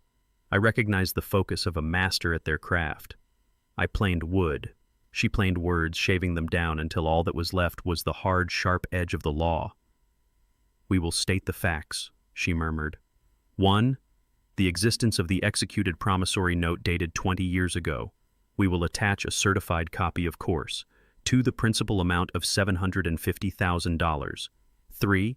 The terms of default and the accumulated compounded interest as of today's date. She paused and typed in the full number. $2,895,700.34. Seeing it typed out in official legal font made it feel even more real. It was no longer a ghost from the past. It was a debt collector standing at the door. Now, she said, stopping her typing and looking at me. The timeline. This is important. We can't give them a year. We can't give them 6 months. That invites negotiation. It invites them to hire their own lawyers to stall to find loopholes. We are not negotiating, Mr. Bishop. We are collecting. A long timeline is a sign of weakness. I recommend 30 days. 30 days, I repeated. It sounded right. It was long enough to be technically reasonable in the eyes of the law, but short enough to be an absolute impossibility. It was a guillotine set to fall. 30 days. She confirmed, her fingers flying again. Payment in full to be delivered to this office via certified funds within 30 calendar days of receipt of this notice. She paused. And now the most important part. The or else. The consequences of failure. She leaned back, reading the screen. Upon failure to pay the full amount by the specified date, we will immediately initiate legal proceedings. And we will not be seeking just the money. We will be seeking summary judgment to place liens. We must be specific, Mr. Bishop. We must name the assets we are coming for. She looked at me, her eyes sharp. You said he lives in Myers Park. Yes, I said. That house is worth, what, $4.5 million? Something like that, I said. Good. Her fingers clicked. A primary lien will be filed against the real estate property in Myers Park. We will freeze the title. He won't be able to sell it, refinance it, or even look at it without thinking of us. He's an investment consultant. I added, my voice quiet. Even better, she said, a small, cold smile touching her lips. We will file to freeze his professional assets, his investment accounts, his brokerage accounts. The moment that lien hits his partners, his clients, his entire professional world will know he is compromised. It's a fatal blow for a man in his line of work. She stopped again, and a look of genuine, almost predatory curiosity came into her eyes. You mentioned a car, an $800,000 car, a Mercedes Maybach, I said, a Christmas gift for his mother-in-law Genevieve. Jessica Hayes actually laughed. It was that same single cold chime. "Oh, that is too good. He bought it, or his wife did." "He did," I said. "He was very proud of it." "And the title?" she asked, her fingers poised over the keyboard. "I would assume it's in his mother-in-law's name. A gift." "Doesn't matter," she said, her voice full of sudden cheerful energy. "He paid for it. We will argue fraudulent conveyance, a transfer of a major asset to a family member for no consideration for the purpose of hiding that asset from a creditor, which is exactly what he did. We won't just put a lien on it, Mr. Bishop. We will file for seizure. We will take it." I pictured it, the tow truck rolling down that pristine street in Myers Park. Genevieve's screaming face, Terrell helpless watching his $800,000 monument to his new life being repossessed to pay the debt to his old one. "The house, the accounts, and the car," I confirmed. "The house, the accounts, and the car," she echoed. She typed for another few seconds, then stopped. She hit the print button. A printer in the corner of her office, a machine I hadn't even noticed whirred to life. "There," she said. "A perfect ironclad demand. 30 days to pay $2,895,700.34, or they lose everything. The house they live in, the accounts they live off of, and the car they bought to impress their friends." She stood up as the letter slid out of the printer. She picked it up, her face a mask of professional satisfaction. "This," she said, "is a very, very painful invoice." I left Jessica Hayes's office just as the city was waking up. I walked out of that tall glass and steel building, the official notarized demand letter in a crisp white envelope in my inner coat pocket. It felt heavy, heavier than any tool I had ever carried. I walked through the granite lobby past the men and women in their sharp suits. They didn't look at me. I was just an old man in a wool coat. They had no idea that I was carrying a document, an invoice that could buy and sell most of them. The ride home in my old truck was different. The rumble of the F-150's engine didn't feel like a relic anymore. It felt like a heartbeat. A strong, steady, patient heartbeat. I drove out of the sharp, ambitious angles of Uptown and back to the quiet, tree-lined streets of Biddleville. Back to my world. The world built on substance, not on style. I pulled into my driveway. I went inside my small, warm house. The house Ruby and I had shared for 50 years. The air still smelled like her, like cinnamon and old, comfortable love. For a moment, a wave of profound sadness washed over me. I was doing this to my son. Her son. Then my eyes landed on the mantelpiece, on the gaudy, bright pink ceramic pig. Its stupid, smiling face stared at me, the symbol of their mockery, the $2 insult, the laughter of my son. The coldness returned. The sadness vanished, burned away by the hard, clear light of purpose. This was not about my anger. This was about her honor. I had a package to prepare, a gift to return. I went to the small closet by the back door where I keep household tools and old boxes. I didn't look for a gift box. I didn't look for wrapping paper. I looked for something functional. I found it. A simple brown cardboard box. It was the box that a new water pump for my furnace had come in. It was plain, it was sturdy, and it was ugly. It was perfect. I brought it to the kitchen table, the cherry wood table I had built for Ruby. I opened the crisp white envelope from my lawyer. I took out the documents. First, I placed the certified notarized copy of the promissory note at the bottom of the box. I looked at it for a long time, my son's signature, 20 years old, a quick, angry, arrogant scribble. He had been in such a hurry to get his money to buy his new life that he never even really read what he was signing. He had no idea of the power or the patience of the words on that page. Then on top of the note, I placed the formal letter of demand. It was a beautiful, terrible piece of work. I read the number one last time, $2,895,700.34. I loved the 34 cents. It was the mark of a craftsman. It was not a guess. It was not an emotional negotiation. It was a precise, calculated bill. I stood there looking at the two documents lying in the plain brown box. On Christmas Day, I had brought my son a gift that was priceless. A gift of my time, my skill, my history, my heart. He had treated it like trash. So now on the day after Christmas, I was bringing him a gift that was all about price. A gift of his arrogance, his broken promises, his forgotten debts. A gift that was nothing but a price tag. It was the most expensive gift he would ever receive. I folded the flaps of the cardboard box. I did not tie it with a ribbon. I went back to the closet and got a roll of heavy fiber-reinforced packing tape. I pulled a long strip, the sound of the tape ripping off the roll, a loud, violent, satisfying in the quiet house. It was the sound of a contract being sealed, the sound of a final, irreversible decision. I taped the box shut. The box was sealed. It was an ugly, anonymous brown cardboard box secured with thick, fiber-reinforced tape. It was a purely functional object. It was an invoice. It was a bomb, but it wasn't finished. There was one last detail to add: the signature. I walked from the kitchen table into my living room to the mantelpiece, and I picked up the gaudy pink ceramic pig. I held it in my hand. It was so light, so cheap, so hollow. Its stupid, smiling cartoon eyes stared up at me. This was their valuation of my life. This was the punchline to their cruel joke. I carried it back to the kitchen. I looked at the brown box and I looked at the pink pig, the symbol of their arrogance and the vessel of my retribution. They belonged together. I took the same roll of heavy-duty packing tape. I pulled off several long strips, and with a sense of methodical, grim satisfaction, I taped the piggy bank to the top of the box. I didn't just place it there. I anchored it. I strapped it down with the ugly industrial tape, wrapping it around the pig's ceramic body and securing it to the cardboard. It looked absurd, a bright, gaudy pink pig violently strapped to a plain brown anonymous box. It was no longer a gift. It was now Exhibit A. It was the evidence of their crime permanently affixed to the bill for their transgression. It was almost perfect. It just needed one last thing. I went to the small notepad by my phone, the one Ruby and I used to use for grocery lists. I tore off a single small white sheet of paper. I took a black felt-tip pen from the drawer. My hand was perfectly steady. I was not a shaking, emotional old man. I was a builder signing off on his final, most important blueprint. I thought about what to write. I thought about all the things I could say. I could write a letter full of my anger, my pain, my disappointment. I could quote my wife. I could remind him of his promises. But I didn't. That was the old world. The world of emotion, of family, of unspoken contracts.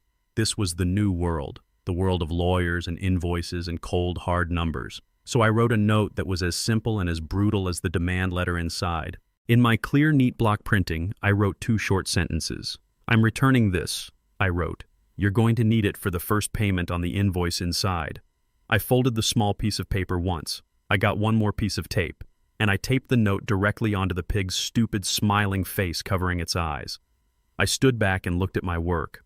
A plain brown box containing a $2.9 million demand, a gaudy pink $2 pig taped to the top, and a final chilling note that connected the insult to the invoice. It was done. It was perfect. My masterpiece of demolition. A gift from a father to a son. A gift that would teach him finally the true cost of disrespect.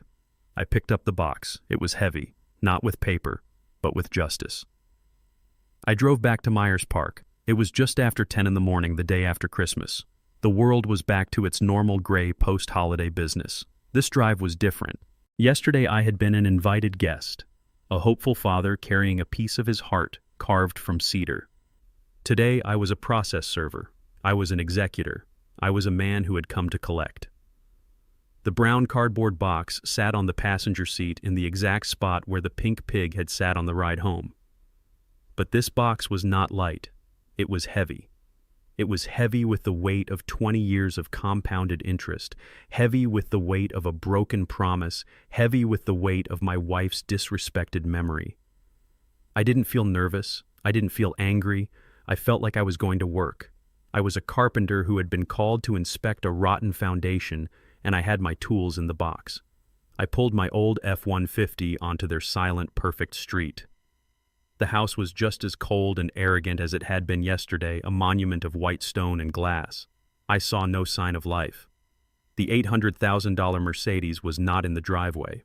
It was probably tucked away safely in the 4-car garage, its matte black paint being polished, its existence a secret from a world that might judge. I parked my truck at the curb. I didn't pull into their driveway. I was not a guest. I killed the engine, and the sudden oppressive silence of their neighborhood rushed in. I grabbed the box. It was ugly. A plain brown cardboard box scarred with packing tape. And on top, like a grotesque mocking crown, was the gaudy pink ceramic pig, its stupid smiling face covered by my note. I walked up the long, slate pathway, my old work boots making a solid, determined sound on the expensive stone. I felt no intimidation. I felt no sense of being in a world I didn't belong in. Yesterday I had been the intruder. Today I was the owner. I was the man who held the original deed, the man who had paid for the land this entire glass house was built upon. I reached their massive 10-foot-tall front door. On the ground there was a pristine, fake-friendly welcome mat. It was made of some kind of rough, natural fiber and had the word welcome written on it in a flowing, elegant script. A lie sitting on their doorstep. I looked at their lie, and then I placed my truth right on top of it. I set the heavy brown cardboard box directly in the center of their welcome mat. The pink ceramic pig strapped to the top with industrial tape looked like a declaration of war. My small folded note taped to its face was my final single-bullet response. I did not knock. I did not ring the bell. This was not a social call. This was not a negotiation. It was a delivery, a bill, an invoice. I turned my back on the box. I turned my back on the house that my father's legacy had paid for. I walked down the path, got into my truck, and started the engine. The deep, honest rumble of my F-150 shattered the quiet of the street. It was the sound of the real world, my world, and it had come to collect. I pulled away from the curb. In my rearview mirror, I saw the small, ugly brown box sitting there, a ticking bomb on their perfect, sterile porch. The drive home was quiet. I felt no glee. I felt no vengeful joy. I felt only the grim, cold satisfaction of a job done correctly, of a joint perfectly squared, of a structure made sound. I got home. I went inside.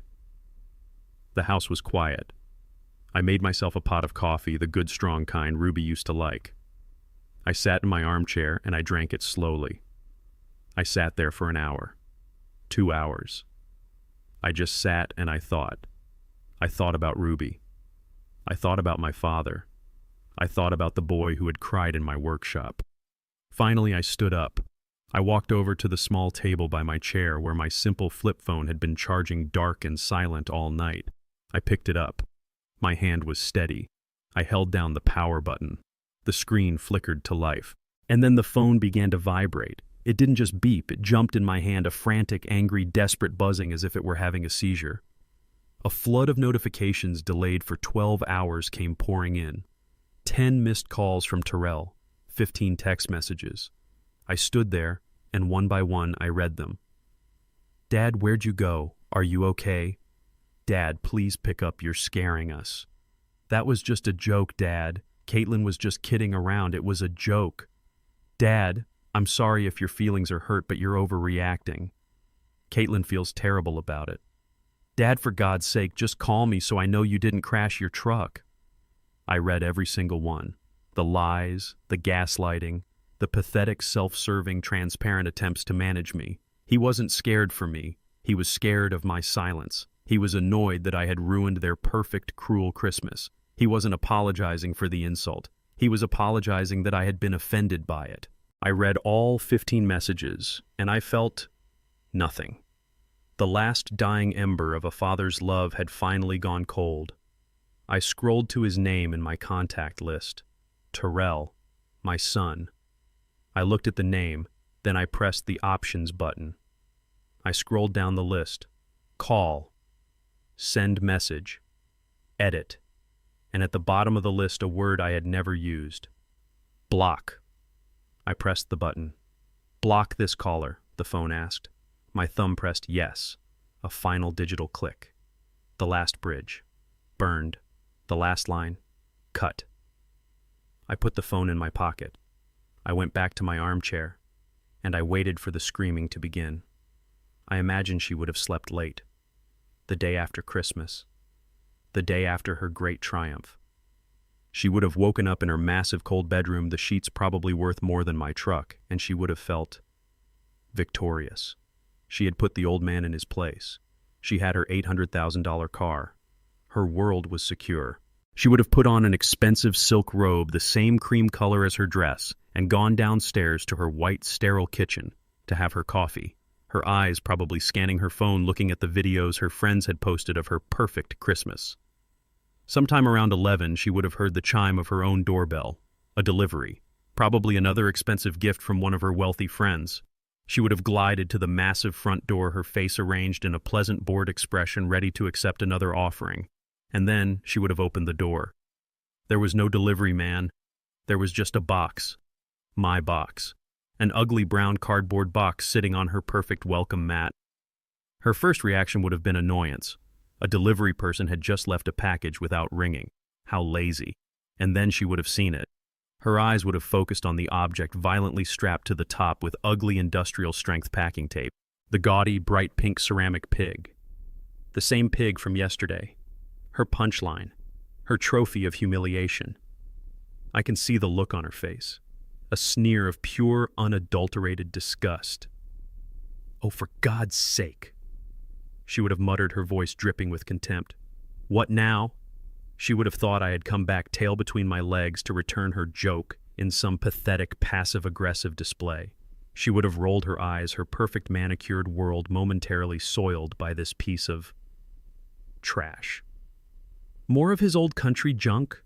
she would have said to herself, a little laugh of pure condescension in her throat. She would have bent down, not with her knees, but from her waist, as if afraid to get too close to it. That's when she would have seen the note. The small white piece of paper from a grocery list pad taped directly to the pig's stupid smiling face. She would have ripped it off her fingers, impatient as if touching something unclean. She would have unfolded it. "I'm returning this. You're going to need it for the first payment on the invoice inside." I would have paid $1,000 to see her face in that moment, to see the exact second that her smug, cruel amusement turned to baffled confusion. "Invoice," she would have said aloud, the word sounding alien in her mouth. What is he talking about? An invoice for what? She would have looked at the box. It was no longer a pathetic joke. It was now a mystery. An annoying, badly packaged mystery. She would have nudged it with the toe of her expensive slipper. It was heavy. It wasn't just a pig. With a sigh of profound irritation, she would have grabbed the box, her fingers touching as little of the cardboard as possible. She would have carried it inside, holding it away from her silk robe, and dropped it with a loud, uncivilized thud on her white marble kitchen island. The pink pig strapped to the top would have rattled obscenely in the quiet, sterile room. She would have gone to a drawer and gotten a pair of scissors, not wanting to break a nail on the thick industrial tape. "The man is completely senile," she would have muttered, cutting the first strap. "He's finally completely lost his mind." She would have ripped the tape off carelessly, impatiently expecting to find... what? One of my hand-carved ducks. A pile of old photographs. A box of junk from my dead wife. She was ready to be annoyed. She was ready to be disgusted. She was not ready for what she found. She pulled the cardboard flaps open. There was no straw. There was no newspaper. There was no dusty old craft. There were just two things resting at the bottom. Two pieces of official-looking paper. One was a single crisp white folded letter bearing the name of a law firm she had never heard of, Hayes Law Group. The other underneath it was a thick folded yellowing document that looked ancient. Her confusion would have deepened. This wasn't a joke. This was administrative. She would have picked up the top letter, the crisp white one from the lawyer. She would have unfolded it, and she would have started to read. She would have stood there in her silent white kitchen, the crisp lawyer's letter in her hand.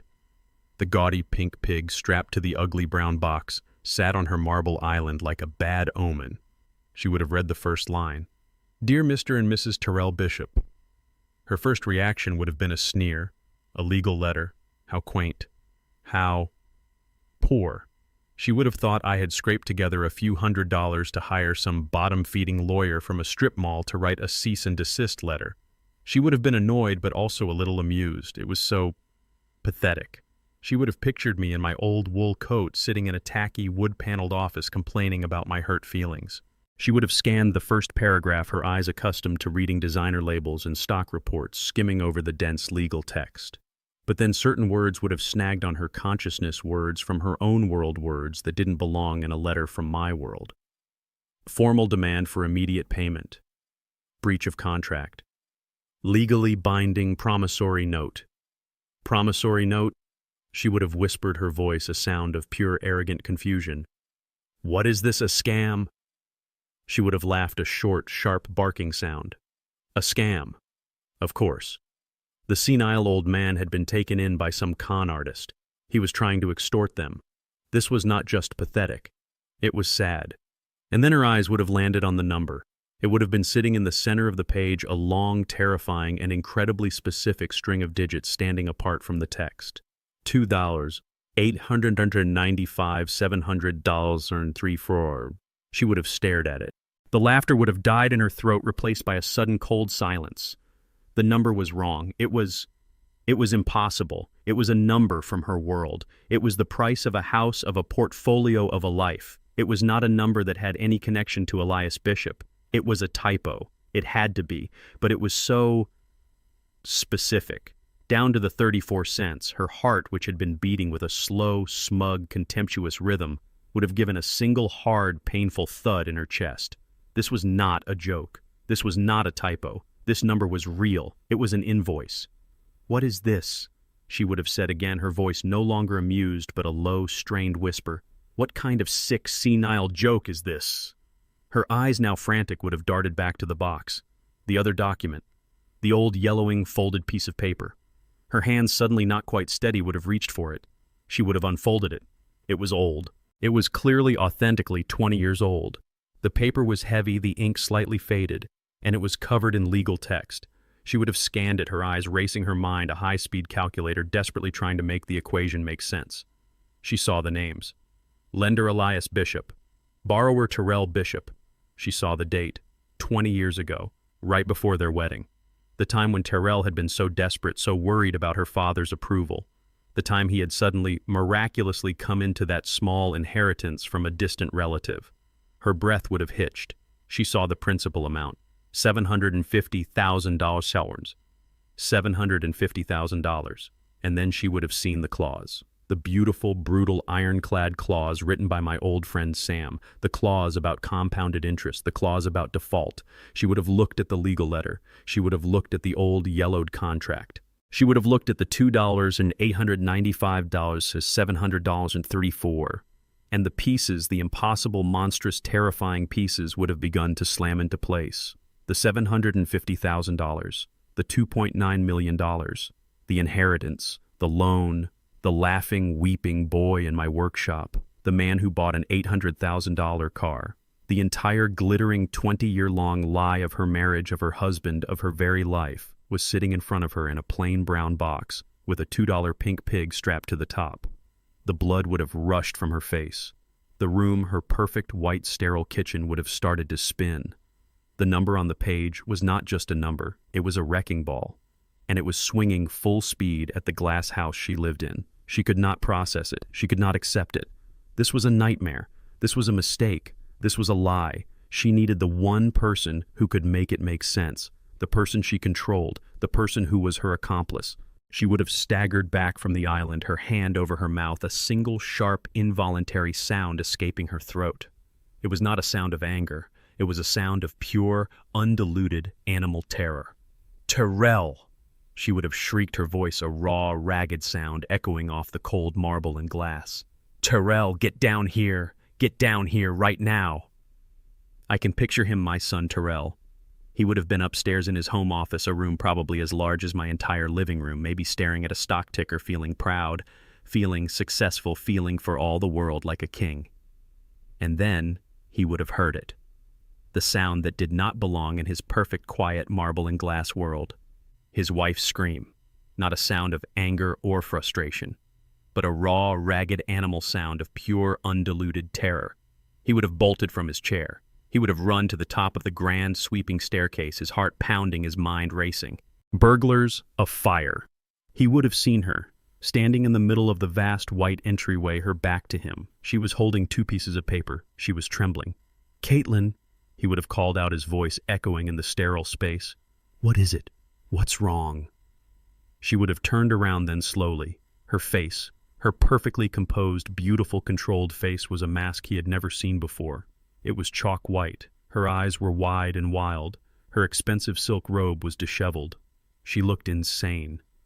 "You," she would have whispered the word, a venomous, trembling hiss. "You. What is this?"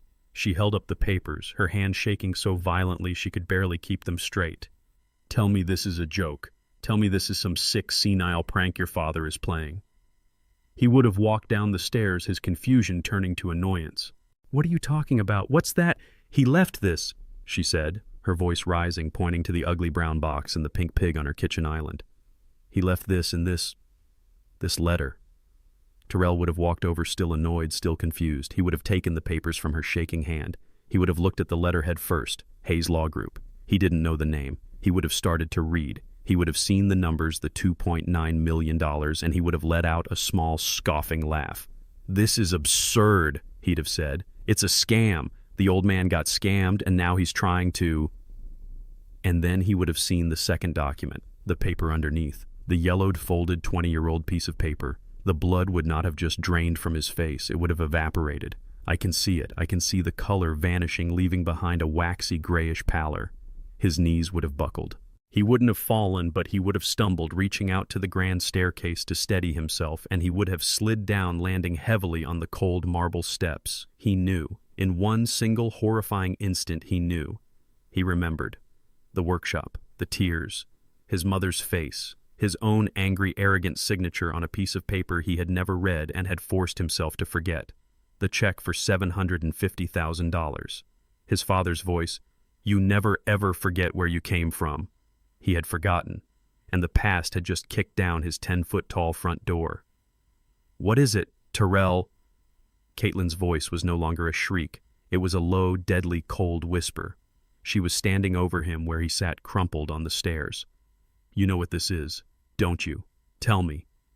He couldn't speak. He was just shaking his head, his face in his hands, a low moaning sound coming from his throat. "You told me it was an inheritance," she whispered. "A distant relative. You told me it was your money. You lied to me." I was... He stammered, his voice muffled by his hands. It was just a piece of paper. It was for his protection. It didn't mean anything. It was a gift." "A gift!" she shrieked, her control finally snapping. "Does $2.9 million look like a gift? He's calling the loan, you idiot, the house, the accounts, the... Oh my God." Her eyes went wide with a new, even more personal horror. "The car. My mother's car. He's going to take my mother's car." The realization hit her. Everything. Everything she had. Everything she was, her status, her reputation, her $800,000 gifts. All of it was built on a lie. All of it was built on a foundation of my father's money, a foundation that was now being ripped out from under them. You, Carpenter's son." She spat the words full of a lifetime of venom. "You lied to me. You married me on a lie." And then she started to scream. It was not a scream of terror this time. It was a scream of pure, undiluted, apocalyptic rage. It was the sound of a queen who had just realized her entire castle was made of paper and her world was on fire. The scream was still echoing in the house when Terrell scrambled for his keys. He didn't grab his wallet. He didn't grab his coat. He just ran. He burst out of the massive front door, his feet slipping on the cold slate path, and clawed his way into his expensive silent BMW. The engine started with a low, predatory growl, a sound that was the complete opposite of the raw human terror that was coursing through his veins. He didn't back out of the driveway. He tore out of it, the tires screaming in protest on the perfect gray paving stones, leaving a streak of black, angry rubber on the street of his perfect white stone house. The drive to Biddleville was a blur of pure animalistic panic. He was a man possessed. He ran red lights. He laid on the horn a long, continuous, desperate wail. His mind was not a place of thought. It was a vortex of noise. The number $2,895,700.34 was flashing behind his eyes like a strobe light, a neon sign of his own damnation. And the words from the letter: lien, seizure, fraudulent conveyance, my mother's car. He was not a son racing to his father to apologize. He was a drowning man, his lungs filling with water, racing toward the man who had just pushed him off the boat, begging, screaming to be pulled back in. He squealed to a stop in front of my small, quiet, working-class house. The contrast was a physical blow. His world was ending, and my world was asleep. The lights were on a single warm yellow light glowing from the living room window. Smoke was curling from the chimney. He could smell the faint, comforting scent of burning oak. He didn't even park the car. He left it running half on the curb, the driver's door wide open. He ran to the simple black wrought iron gate at the front of my walkway. It was a gate I had built with my own hands, a gate that was rarely even closed, let alone locked. He grabbed the handle. It didn't budge. He pushed. It was locked. A sound of pure, strangled frustration tore out of his throat. A locked gate. He, Terrell Bishop, was being kept out by a simple, old-fashioned lock. He grabbed the iron bars and he shook it, rattling the entire fence, the sound of metal on metal, a high, desperate clanging in the quiet neighborhood. "Dad!" he screamed, his voice raw. "Dad, open the gate!" I did not answer. He fumbled for his phone, his hands shaking so badly he dropped it on the sidewalk. He snatched it up, his thumb mashing at the screen. He pulled up my name. "Dad?" He hit the call button. He pressed the phone to his ear, his eyes wild, staring at the warm light in my window. It didn't ring. It went beep, beep, beep, a sound he didn't understand, the sound of a line that was no longer available to him. He tried again. Beep, beep, beep. "What?" he whispered. He didn't understand. He tried again. Blocked. He had been blocked. The realization that this was not a negotiation, that this was an execution, hit him. The locked gate, the blocked phone. This was a calculated, cold, and final act. "No!" he roared. He was a trapped animal. He abandoned the gate. He was a lawyer, a man who lived in Myers Park. And he put his hands on the top of my simple 5-foot-tall fence, and he scrambled over it, his expensive custom-made suit tearing on the ironwork. He fell, stumbled, and ran to my front door. He didn't knock. He hammered. He used his fist, his soft white-collar fist, pounding on the solid oak door I had installed 50 years ago. "Dad! Dad, open the door! Please, you have to open the door!"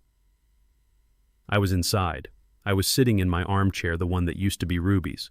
I was holding a steaming cup of Earl Grey tea. I could hear every sound. I could hear the desperate, animalistic pounding. I could hear his voice cracking with a terror that was so profound it was almost pathetic. I looked out the window through a small part in the curtains. I could see him, my son. His hair was a mess, his face was pale and streaked with sweat.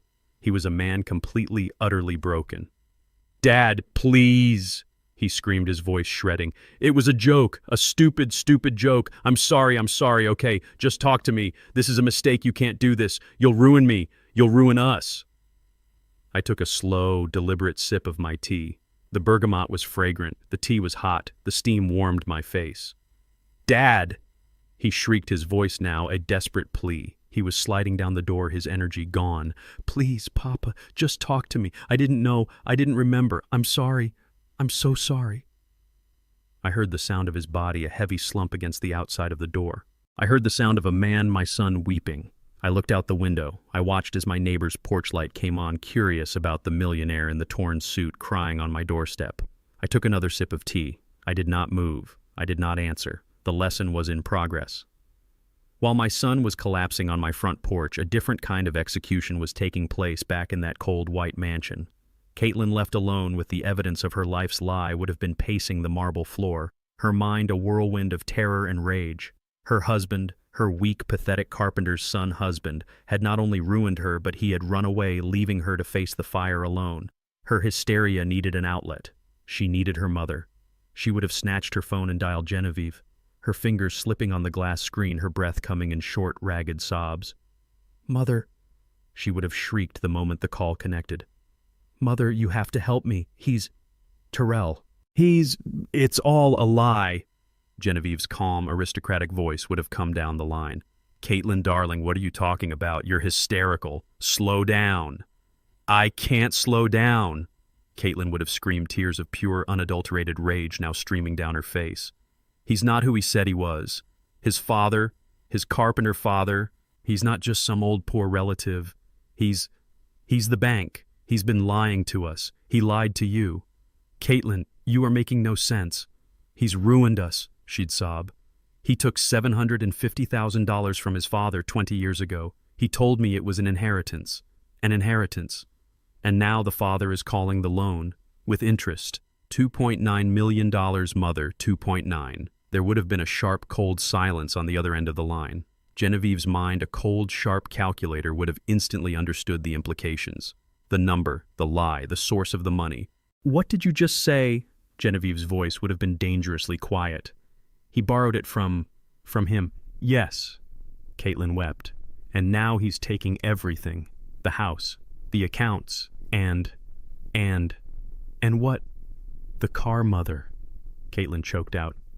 The letter. The lawyer's letter. It says they're going to seize the car, the Mercedes, my gift to you. The silence on the other end was no longer just shock. It was the sound of a queen realizing she has been made a fool of a pawn in a commoner's desperate game. When Genevieve spoke again, her voice was not the voice of a mother comforting her daughter. It was the voice of a CEO who has just discovered a massive fraud. Her anger was not for me. It was for Terrell. For the 20 years of deception. For the audacity of a carpenter's son to pretend he was one of them. For the public legal humiliation of having her new car, her gift, named in a legal action. You listen to me, Caitlin, Genevieve would have said, her voice like chips of ice. This is not your father-in-law's fault. This is your husband's. He has humiliated this family. He has made a fool of me. You tell him to call me. No, I will call him. And she would have. Terrell would still be a broken man slumped in his car outside my locked gate, his phone still buzzing with the blocked signal, and then a new call would have come through, a name that would make his blood run even colder. Genevieve, he would have answered, his hand trembling. Hello? Terrell, her voice would have been a blade. You have 5 minutes to explain to me why a lawyer's letter has my new car, my name tied up in your family's disgusting little mess. Genevieve, I can explain. No, you will not. You will listen. You lied to my daughter. You lied to me. You built your entire life, your life with my daughter, on a carpenter's loan. You are not who you pretended to be. She would have paused. I am giving that car back. I will not be seen in it. It's a humiliation. Then a new, more horrifying thought. But I can't, can I? It's legally entangled. Terrell, you have tied me to your debt. I'll fix it, Genevieve. I swear. You will, she said, her voice the sound of a death sentence. You will fix this. You will get that money. You will pay that old man, and you will get my name and my daughter's name out of this filth. I do not care how. Sell this house. Sell your stocks. I don't care. You will fix this, or you will never ever speak to this family again. Do you understand me? The call would have ended. He was now trapped between a father who had blocked him and a mother-in-law who had just given him an ultimatum. He was completely and totally alone. The pounding on my door eventually stopped. The screaming faded into a desperate, choked silence, and then the sound of a high-performance engine roaring away in defeat. I sat in my armchair. I did not move. I knew this was not the end. It was simply the end of the first, most animalistic phase of his panic. The blind physical rage had failed. Now the second phase would begin. The negotiation, the legal threats, the desperate lawyer-driven scrambling. I had blocked his number, but a man as desperate as my son wouldn't be stopped by a single locked gate. He was a modern man. He had other ways of communicating. For the next 48 hours, my old dusty email account, the one I rarely checked, became a battlefield. I would log in once in the morning and once at night, and I would watch his unraveling in real time. The first email, sent an hour after he left my house, was a single, frantic, misspelled line. Dad, you have to stop this. This is a mistake. Call me. The second email came an hour after that. The lawyer in him was trying to take control. Mr. Bishop, it began, which was a new and telling development. I am prepared to discuss a reasonable settlement regarding the alleged note. I am willing to offer a payment plan. Please have your legal counsel contact my office immediately to discuss a resolution. He was trying to frame this as a negotiation. He still thought he had some power. The third email came in the middle of the night around 3 a.m. The lawyer was gone and the terrified boy was back. Dad, please, I know you're angry. I know I messed up. The pig was stupid. It was Caitlin. I didn't know what to do. Please don't do this to me. Please don't do this to Brianna. She's your granddaughter. This will destroy us. This will destroy her. He was using his own child as a human shield. The last one, just before dawn, was just 3 words. Please, I'm begging you. I read them all. I did not reply to a single one. When his digital pleas failed, he did what I knew he would. He sent his own lawyer. I got the call from Jessica Hayes. I could hear the smile in her voice. Mr. Bishop, she said, I just had a very interesting call from a Mr. Harrison of the firm Finch, Prescott & Steele, a very expensive, very polished, and very, very nervous man. And what did Mr. Harrison want? I asked, already knowing the answer. He wanted to resolve this delicate family matter. He wanted to know what number would make this unfortunate situation go away. He was trying to feel me out to see if you were just a bitter old man looking for a quick six-figure payday. And what did you tell him, Ms. Hayes? I told him, she said, and her voice was pure cold steel, that this is not a delicate family matter. It is a debt collection. I told him the number is $2,895,700.34. And I told him that if he wanted to resolve it, he had 28 days to deliver a certified check for that exact amount to my office. And when he started to talk about good faith and negotiation, I reminded him that fraudulent conveyance of an $800,000 asset during a period of default is not a good look for his client. Then I hung up. I could picture it. Terrell sitting in that expensive lawyer's office, his hands shaking, waiting for his fixer to fix it. And his lawyer, Mr. Harrison, would have hung up the phone, loosened his silk tie, and looked at my son with a new, cold expression. The expression of a lawyer who knows his client is in legal terms completely and totally ruined. This was the moment my son would have truly understood. His money couldn't save him. His lawyers couldn't save him. His wife's family was demanding his head. His own father had become an unmovable, ironclad fortress of the law. He was trapped. He was going to lose the house. He was going to lose the accounts. He was going to lose the car. He had already lost his wife. And he had finally and irrevocably lost his father. He was a man who had built a life of lies on my foundation. And I had, just with a single legal letter, pulled that foundation out from under him. And he was in free fall. For 2 days, my house was quiet. The phone, which I had unblocked, was silent. The emails had stopped. The pounding on my door had not returned. It was a heavy, suffocating silence, the kind that comes after a bomb has gone off, but before anyone has come to count the dead. I knew he was out there in the wreckage of his life. I knew his lawyers were telling him he had no moves left. I knew his wife's family was in their own cold, aristocratic way crucifying him. I knew he was in a hell of his own making. I did not wait for him at the house. On the third day, a cold, gray, and quiet morning, I put on my good wool coat. I bought a small bunch of white roses, the kind Ruby always loved, and I drove my truck not to Uptown, not to Myers Park, but to the old church cemetery where I had laid my wife to rest 5 years ago. This was the only place that made sense. This was the origin point of the whole sad story. Her sacrifice, her memory. The grass was damp and cold under my boots as I walked the familiar path to our small, simple headstone. Ruby Bishop, beloved wife and mother, her kindness was her legacy. I knelt, my old knees cracking in the cold. I cleaned a small piece of mud off the granite. I placed the white roses in the small vase. Well, Ruby, I whispered to the cold stone. I did it. I kept my promise. I defended our home. I felt a sense of peace then, a quiet, profound calm. I had done right by her. I had protected her. I heard a sound, not the distant hum of the highway, but the sound of a footstep on the damp grass. A slow, shuffling, hesitant step. The sound of a man who does not want to be seen but has no other place in the world to go. I did not have to turn around. I knew the sound of those footsteps. He stopped about 10 feet behind me. He just stood there. I could hear his breathing. It was ragged, unsteady. Finally, I rose slowly, my knees protesting. I turned to face my son. The man I saw was not the man who had hammered on my door. He was not the confident, soft-bodied lawyer from the Christmas party. He was a ruin. He looked like he had aged 20 years in 2 days.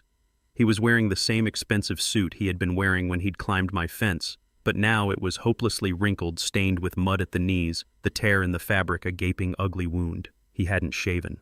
A gray, patchy stubble covered his pale, hollow cheeks, but his eyes. That was the real horror. They were no longer angry. They were no longer panicked. They were bloodshot, empty, and utterly, completely broken. The arrogance was gone. The confidence was gone. The fight was gone. All the lies he had built his life on had been torn away, and the man left standing underneath was nothing. Just a hollow, terrified, exhausted shell. We stood there in the silent cemetery, the father and the son, over the grave of the woman who had been the heart of us both. He looked at her headstone. Then he looked at me. His mouth opened, but no sound came out. He was a lawyer, a master of words, and he had none left. He had finally been rendered speechless. I did not feel triumphant. I did not feel powerful. I looked at the wreckage of my son, and I felt only a profound, bottomless, aching sadness. This was the true cost. This was the final invoice. It wasn't $2.9 million. It was this broken man, this empty shell standing in a graveyard with nowhere else in the world to go. He took one shuffling step forward, and then another. He stopped just before me, his eyes overflowing with a silent, desperate, pathetic plea. He didn't say Dad. He didn't say Mr. Bishop. He whispered one word, a word I hadn't heard from his lips in 30 years, a word that broke the last piece of my heart. Papa. He choked out his voice, a raw, broken thing, a child's word from a ruined man's body. And then his face, his proud, arrogant, 45-year-old face crumpled like a piece of paper. His face, the face of a 45-year-old man who commanded boardrooms, the face I had seen twisted in arrogance and rage, just crumpled. It was the face of a terrified 8-year-old boy who had just broken his mother's favorite vase and knew with a sick certainty that this time it was too broken to be glued back together. He took another shuffling, stumbling step, and then he fell. He didn't fall to me. He fell to her. He collapsed onto the damp, cold grass at the foot of Ruby's gravestone. He didn't just kneel. He collapsed his knees, sinking into the soft earth, his expensive torn and mud-stained suit jacket pooling around him. He looked like a refugee, a man who had been walking for 100 years and had finally reached a destination, only to find it was a grave. His head bowed, and he put his hands, his soft, uncalloused lawyer's hands, onto the cold granite, resting them right below her name. Her kindness was her legacy, and he began to sob. It was not the panicked, screaming sobs I had heard on my front porch. This was not the sound of a man afraid of losing his money. This was a sound I had not heard from him in 30 years. It was the sound of a man who was grieving. It was the sound of a soul breaking. A deep, ugly, gut-wrenching sound that seemed to be clawed up from the very foundation of his being. I stood there. I did not move. I did not reach out. I did not offer a word of comfort. This was not my moment. This was his. This was his reckoning at the foot of the woman he had betrayed. I'm so sorry. He choked out his voice, muffled by the stone and his own tears. Papa, I'm so sorry. I remained silent. Was he sorry for the $2.9 million? Was he sorry he had been caught? Was he sorry his wife was leaving him and his mother-in-law was taking back the car? He looked up.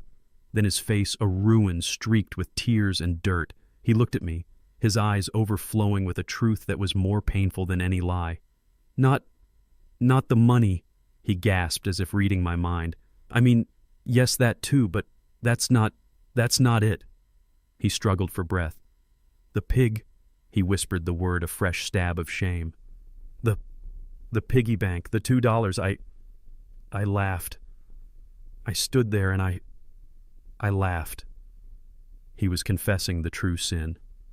Not the financial one, but the spiritual one. I didn't want to. I saw your face, Dad. I saw you holding it, and I was so scared of her, of Caitlin, of her mother, of all of them. I've been so scared of them for so long. Scared of what Terrell... I asked, my voice quiet, flat. It was the first time I had spoken to him in 3 days. Of not being one of them, he whispered, the confession spilling out of him, a poison being drawn from a wound. I was so ashamed. All the time. Ashamed. Ashamed that I was... me. The carpenter's son. The kid from Biddleville. The scholarship boy. I wasn't real. Not like them. And I spent 20 years. 20 years, Dad, just trying to prove that I wasn't you. That I wasn't this.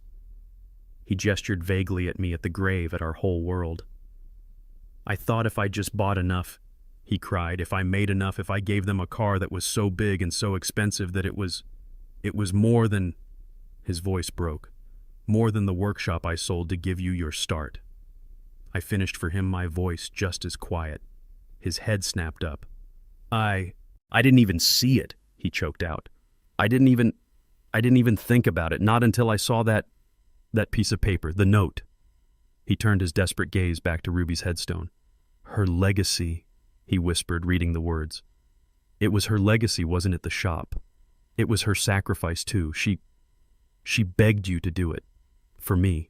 So I could be one of them, and I... He was connecting the dots finally in the graveyard at the end of the world. I took her legacy. He sobbed, the words tearing out of him, a final horrifying realization. I took my mother's sacrifice, and I gave it to Genevieve. I gave my mother's legacy in the form of a car to my mother-in-law, just to get her to finally, like me, to finally respect me. He looked at me, his eyes a well of pure, bottomless horror. And then, he whispered, his voice cracking, and then I turned around, and I took a piggy bank, and I gave it to you. I gave my mother's legacy to a stranger, and I gave my father a $2 joke, on the same day, in the same breath. He collapsed forward, his forehead resting on the cold, hard granite of her name. He wasn't just weeping anymore, he was wailing. He was a 45-year-old man, a millionaire, a liar, a traitor. And he was just a little boy crying for his mother. And for the first time in 20 years, he was finally and completely telling the truth. I stood there, a 75-year-old man, listening to my son, a 45-year-old child, wail at his mother's grave. I listened. I let him empty himself of all the poison, all the excuses, all the 20 years of shame and weakness and self-hatred. I listened to his confession, a raw, ugly, and finally honest thing. He cried about the piggy bank. He cried about the Mercedes. He cried about his mother's legacy. He cried about being a carpenter's son, as if that were a disease.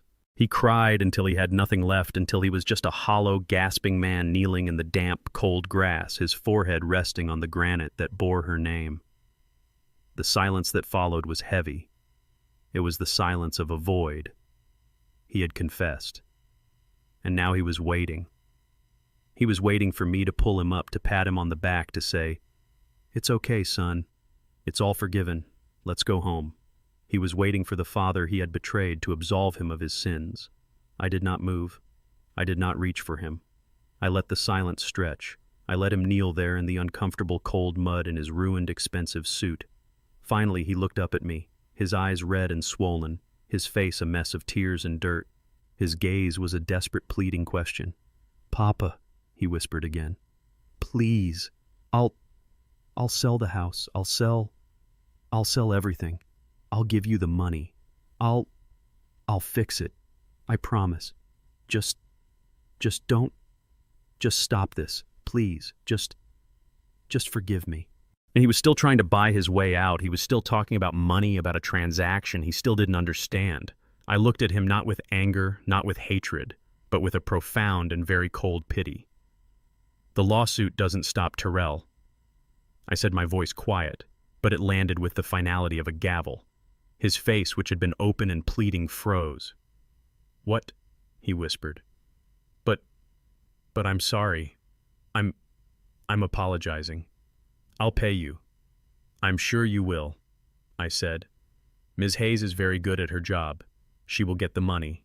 She will get every last cent, the $2,895,700, and the 34 cents. I will take it all. I will take the house. I will take the accounts. And yes, I will take your mother-in-law's car." He stared at me, his mind unable to process it. "But why?" he choked out.